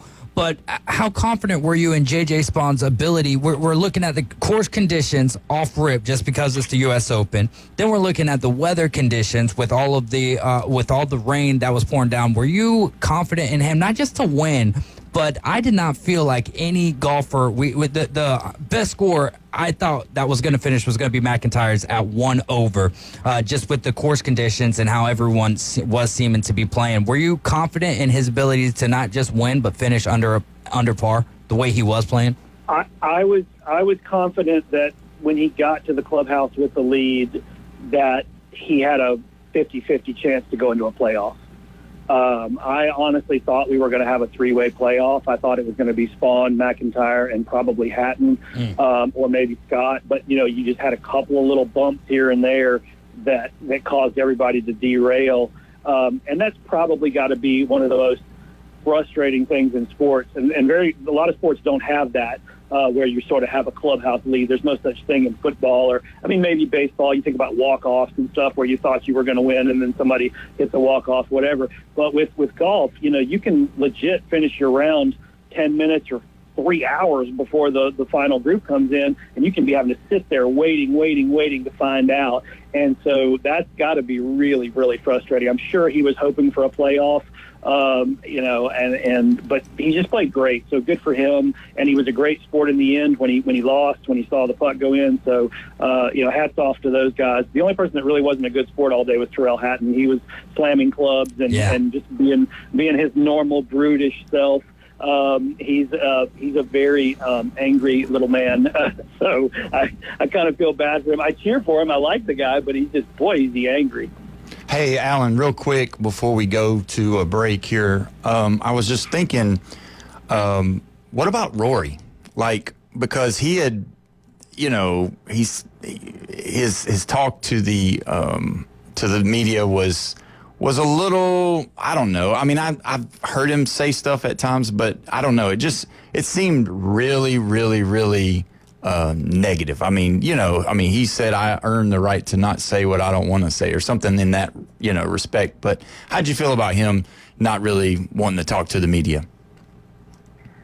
He's continuing to do that. This has been going on for a while now, and he's just not in the mood right now. I think it'll come back around, but right now he's definitely kind of playing the shy, silent type with the media, and I don't quite get it because again, he was the media darling for a long time. But it's interesting, and maybe when he starts playing better, maybe he'll want to do interviews again, but I don't know if he's just going through some things or if he's just tired of all the same questions. I don't know what it's like to have everything I do questioned on television like that, so I don't know. But man, I feel bad for him. But at the same time, when you're the megastar, when you're the superstar, you should understand your role, in my opinion, and you should go out and do those interviews. Maybe you don't want to spend as much time doing it, but you should say something to somebody because then it just looks bad, and that's why we keep having to talk about it. Yeah, and that's the thing. Like, I've even heard some of the national shows talking about it, and I mean, obviously, you saw the role. It was a part of the role on ESPN, so that's the biggest thing. That whole thing about any type of media coverage is good. Not so much for him. Alan, thank you so much for coming on today. Man, it's still good to talk to you. I'm glad we got to prick your brain on some of this. And, man, tell us again, anything you got going on at the shop right now, or anything that you got any good deals going on for maybe the dad that missed his Father's Day present? Yeah, we don't have anything going on shoe special right now. It's just kind of business as usual. We've been rock and rolling today, a lot of repairs rolling in and whatnot. But, we'll probably have something going on soon. But we do have the new Zero Torques like we talked about last week from the Spider. And we also have the putter that JJ Spawn won with, the Lab putter. We have that in stock as well. So, if somebody wants to come in and check those out, we've got all that new stuff. That sounds awesome. I'm probably going to make my way over there eventually here in the next couple of weeks because my wife was talking about one of the hats that you had for sale over there, so I'm probably going to come over there and check it out, make her buy it for me. Alan, it was so good to have you, man, and we'll be talking to you on next Monday. Have a good weekend. All right. Thanks a lot, guys. Yes, sir. And when we come back, we're going to discuss a lot more of NBA, and we got some NFL and a little bit of Caitlin Clark. She's going to make a presence on the show. You're tuned in to 104.3 ESPN Northwest Florida. We'll be right back.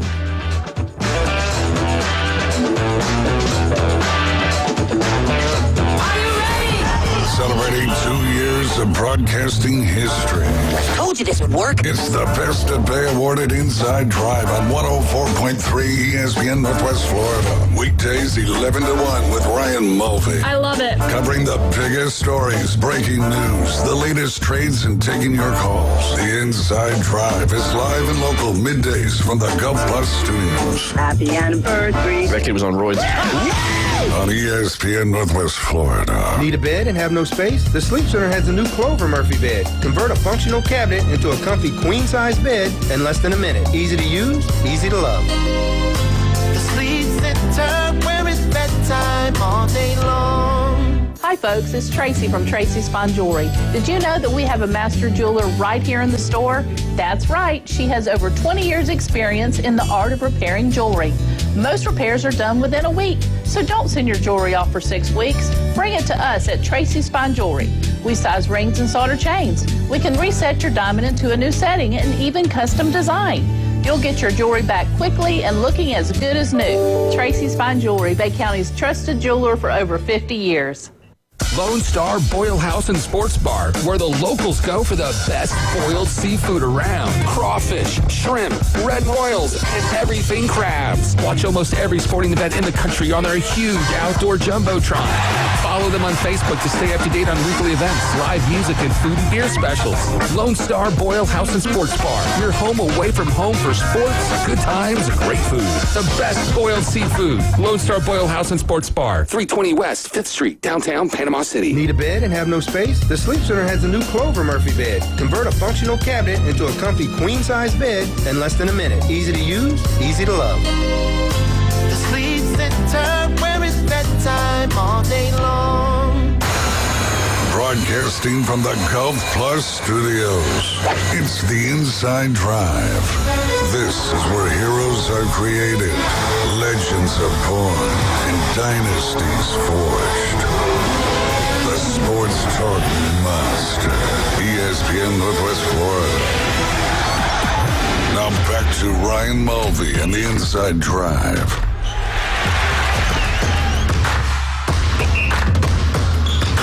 And welcome back. You're listening to the Inside Drive. I'm your host today, Paul Wilson. It's so good to be here with you today.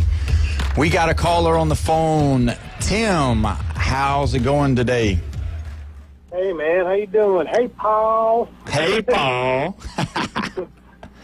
What's going on? Oh, man, just having a great time here in the air condition because it is Florida hot today.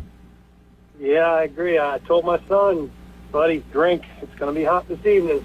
Oh, yeah, because the baseball's games are starting over there at Publix.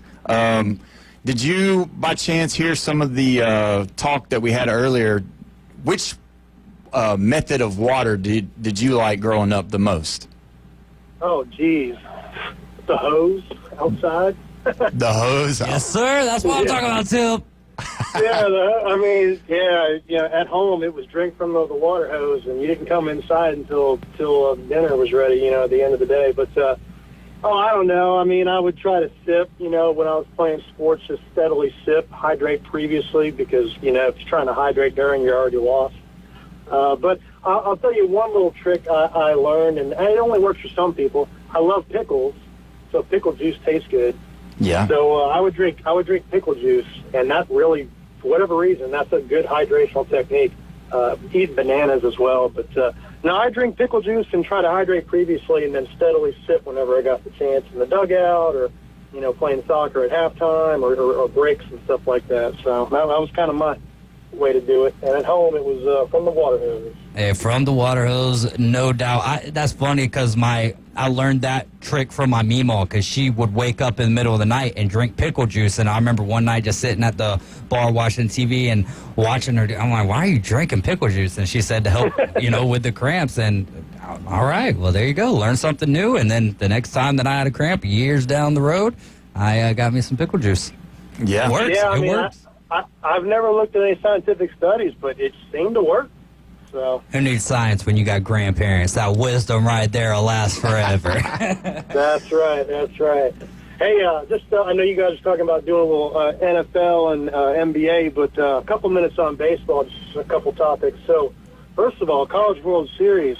Going into this thing, I really felt like Arkansas was going to be the team to beat. The pitching depth, just the quality of offense, and just the quality of just their entire staff. It's just really high-level baseball. But, man, Coastal Carolina, I'm not sure anybody's going to beat them at all, not even a game. They just look unbeatable. They're putting teams away early and finishing them out workmanlike late. I mean, I just don't know if anybody's going to beat them. They look really good. Yeah, I think, with them, and I think, too, LSU's playing good right now as well. I think they have a few guys that are going to be experienced. But I agree with you. I haven't seen, anybody that looks like they're going to be able to give Coastal Carolina a run for their money. Just because of what you said, they learned early. They jump on you early, and then their pitching staff is good and confident. That kid yesterday coming off the mound, and he was just super pumped. And if you looked at him, he looked long and lean, but he is an animal. He's 6'4", I think 230, 240. He's a big boy coming down. Yeah, I think what's most interesting about that team and what I really like the most is that there are no superstars anywhere on that team. There's nobody that's projected high level. Now, maybe after this that may change, but going into this thing, It was just a workmanlike club that knows how to play small ball, can hit the ball deep when they need to, play good defense.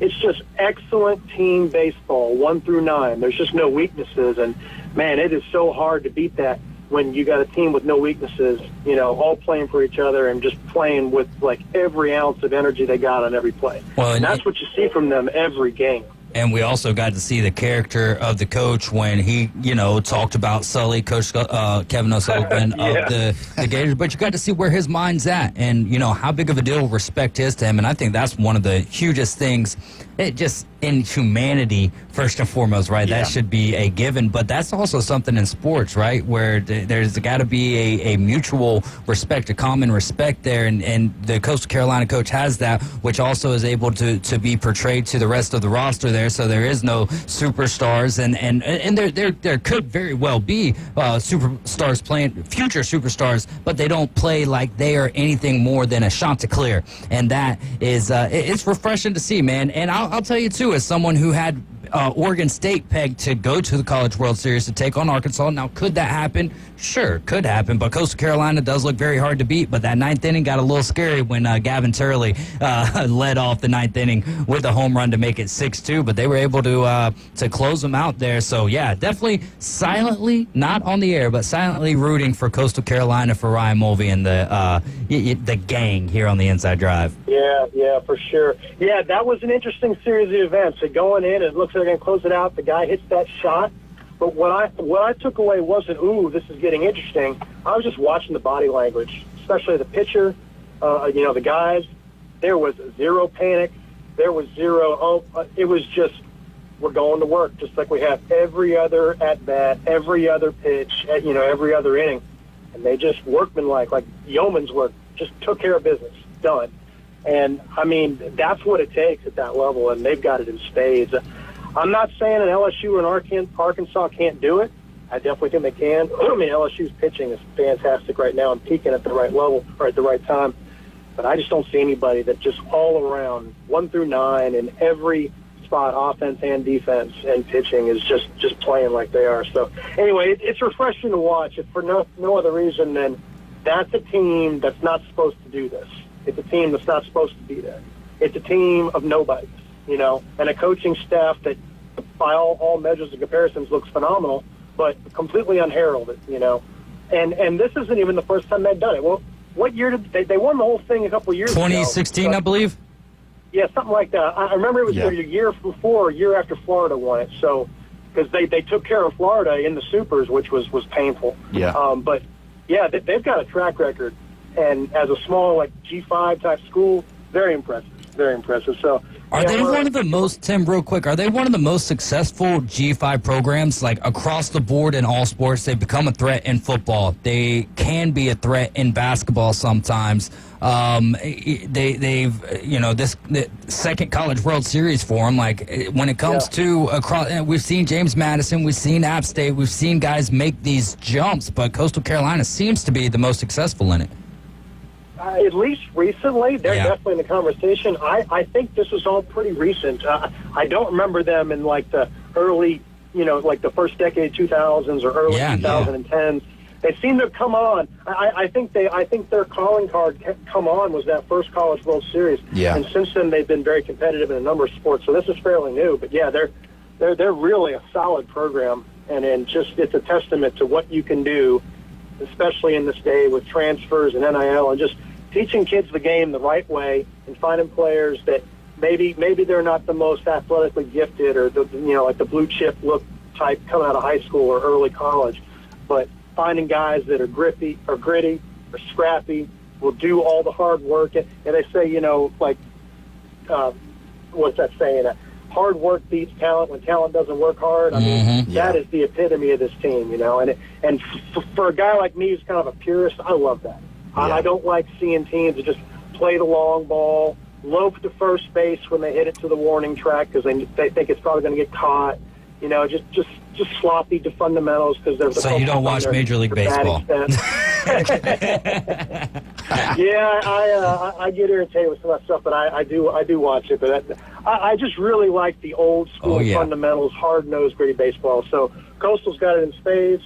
I had said Arkansas was kind of my pick, but I'm sure pulling for Coastal. I think it's awesome the way they play and what the school they're coming out of doing this. I think that's great. Yeah, so Coastal joined Division I in baseball in 1986. They won D1 in football in 2015. So I think that's when everyone's like, that's what they consider your D1, right? It's when your football team, when they make it to this level. But no, it's been a cool run for Coastal Carolina. And yeah, Arkansas definitely has the talent to work their way out of the losers bracket, but we'll see, man. There's a lot of talented teams in there as well. Oregon State being one, and the way that Coastal Carolina has just made it, they've made it look like light work. Yeah. Yep. Yeah, that's it. They really have. It's just very impressive how confident and calm those kids are, no matter what's going on, and they just get on you in a workmanlike fashion, and they close it out the same way. It's just very impressive stuff. Hey, second topic I want to bring on. I called in the other day, but I know you guys had Gulf Coast Commodores coach coming on to talk with him a little bit. But y'all were talking about some of the local travel ball and how that goes, and Dave kind of gave some of us travel ball parents a little bit of a ribbing. So I want to stand up for us a little bit. The topic was how travel ball parents give travel ball a bad name. They're the guys screaming on outside the dugout and climbing the fences and stuff like that and everything. And I'm not going to argue. I mean, there are definitely parents that will do that kind of stuff. You see it. I didn't single that out to travel ball. My thing was, it's your own fault that you paid the money for travel ball. That's the crazy parents are in all sports. I'm not singling that out. Well, again, I'm not going to disagree. It is there, and absolutely we do pay money to play for the most part. Depending on the team you're on and the organization, it may not be much. It may be a lot. Just depends on the situation and what you choose to do. But I will say you pay in rec league, too. You just don't quite pay as much. And if you get into All-Stars, which every parent in rec league is hoping their kids get to, you're going to pay then, and you're going to travel, and you're going to do all this kind of stuff. The one thing I will say, though, is I think there's a little bit of a bad rap, a negative stereotype around travel ball parents. And being as somebody, and Paul can attest to this, being as somebody who's in it, who sees it, Paul's seen it from the inside of the fence and the out, me's seen it from the outside of the fence.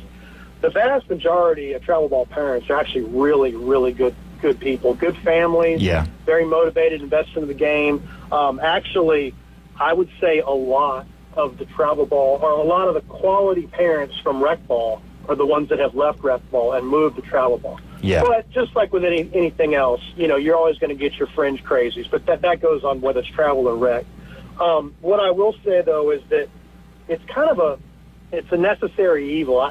I'm not a huge fan of it. I wish we could go back to 30 years ago when Paul and I grew up playing and there really wasn't any travel ball. It was a very new thing that was just sort of starting when we were coming out of high school and whatnot, and it just exploded early 2000s. But it did because of the difference in quality play at a baseball level. Soccer too. Soccer's big with it too. You'll have kids on a team, on a rec team. You'll have 2 or 3 kids that are just absolute studs, and you'll have 3 or 4 kids that picking their boogers in the outfield and not even paying attention. And at some point, it's just, what can you do about that? Those upper level kids want to play with kids that are of similar mindset and ability, and they want to be coached by guys that will develop and push them. And not a knock against rec ball coaches, but I will also say the vast majority of rec ball coaches are just dads trying to do a good thing for their kids. Yeah, we agree with that. Nothing wrong with that at all. Yeah, well, thank you, Tim. Nothing wrong with that at all. I appreciate you calling in. We're going to have to go. The show is over. We appreciate it. Tim. Thank you, Tim. We appreciate it. Call us back next Friday for sure. We'll talk more. This Friday, sorry. Thanks for tuning in today. 104.3 ESPN Northwest Florida. Have a great day.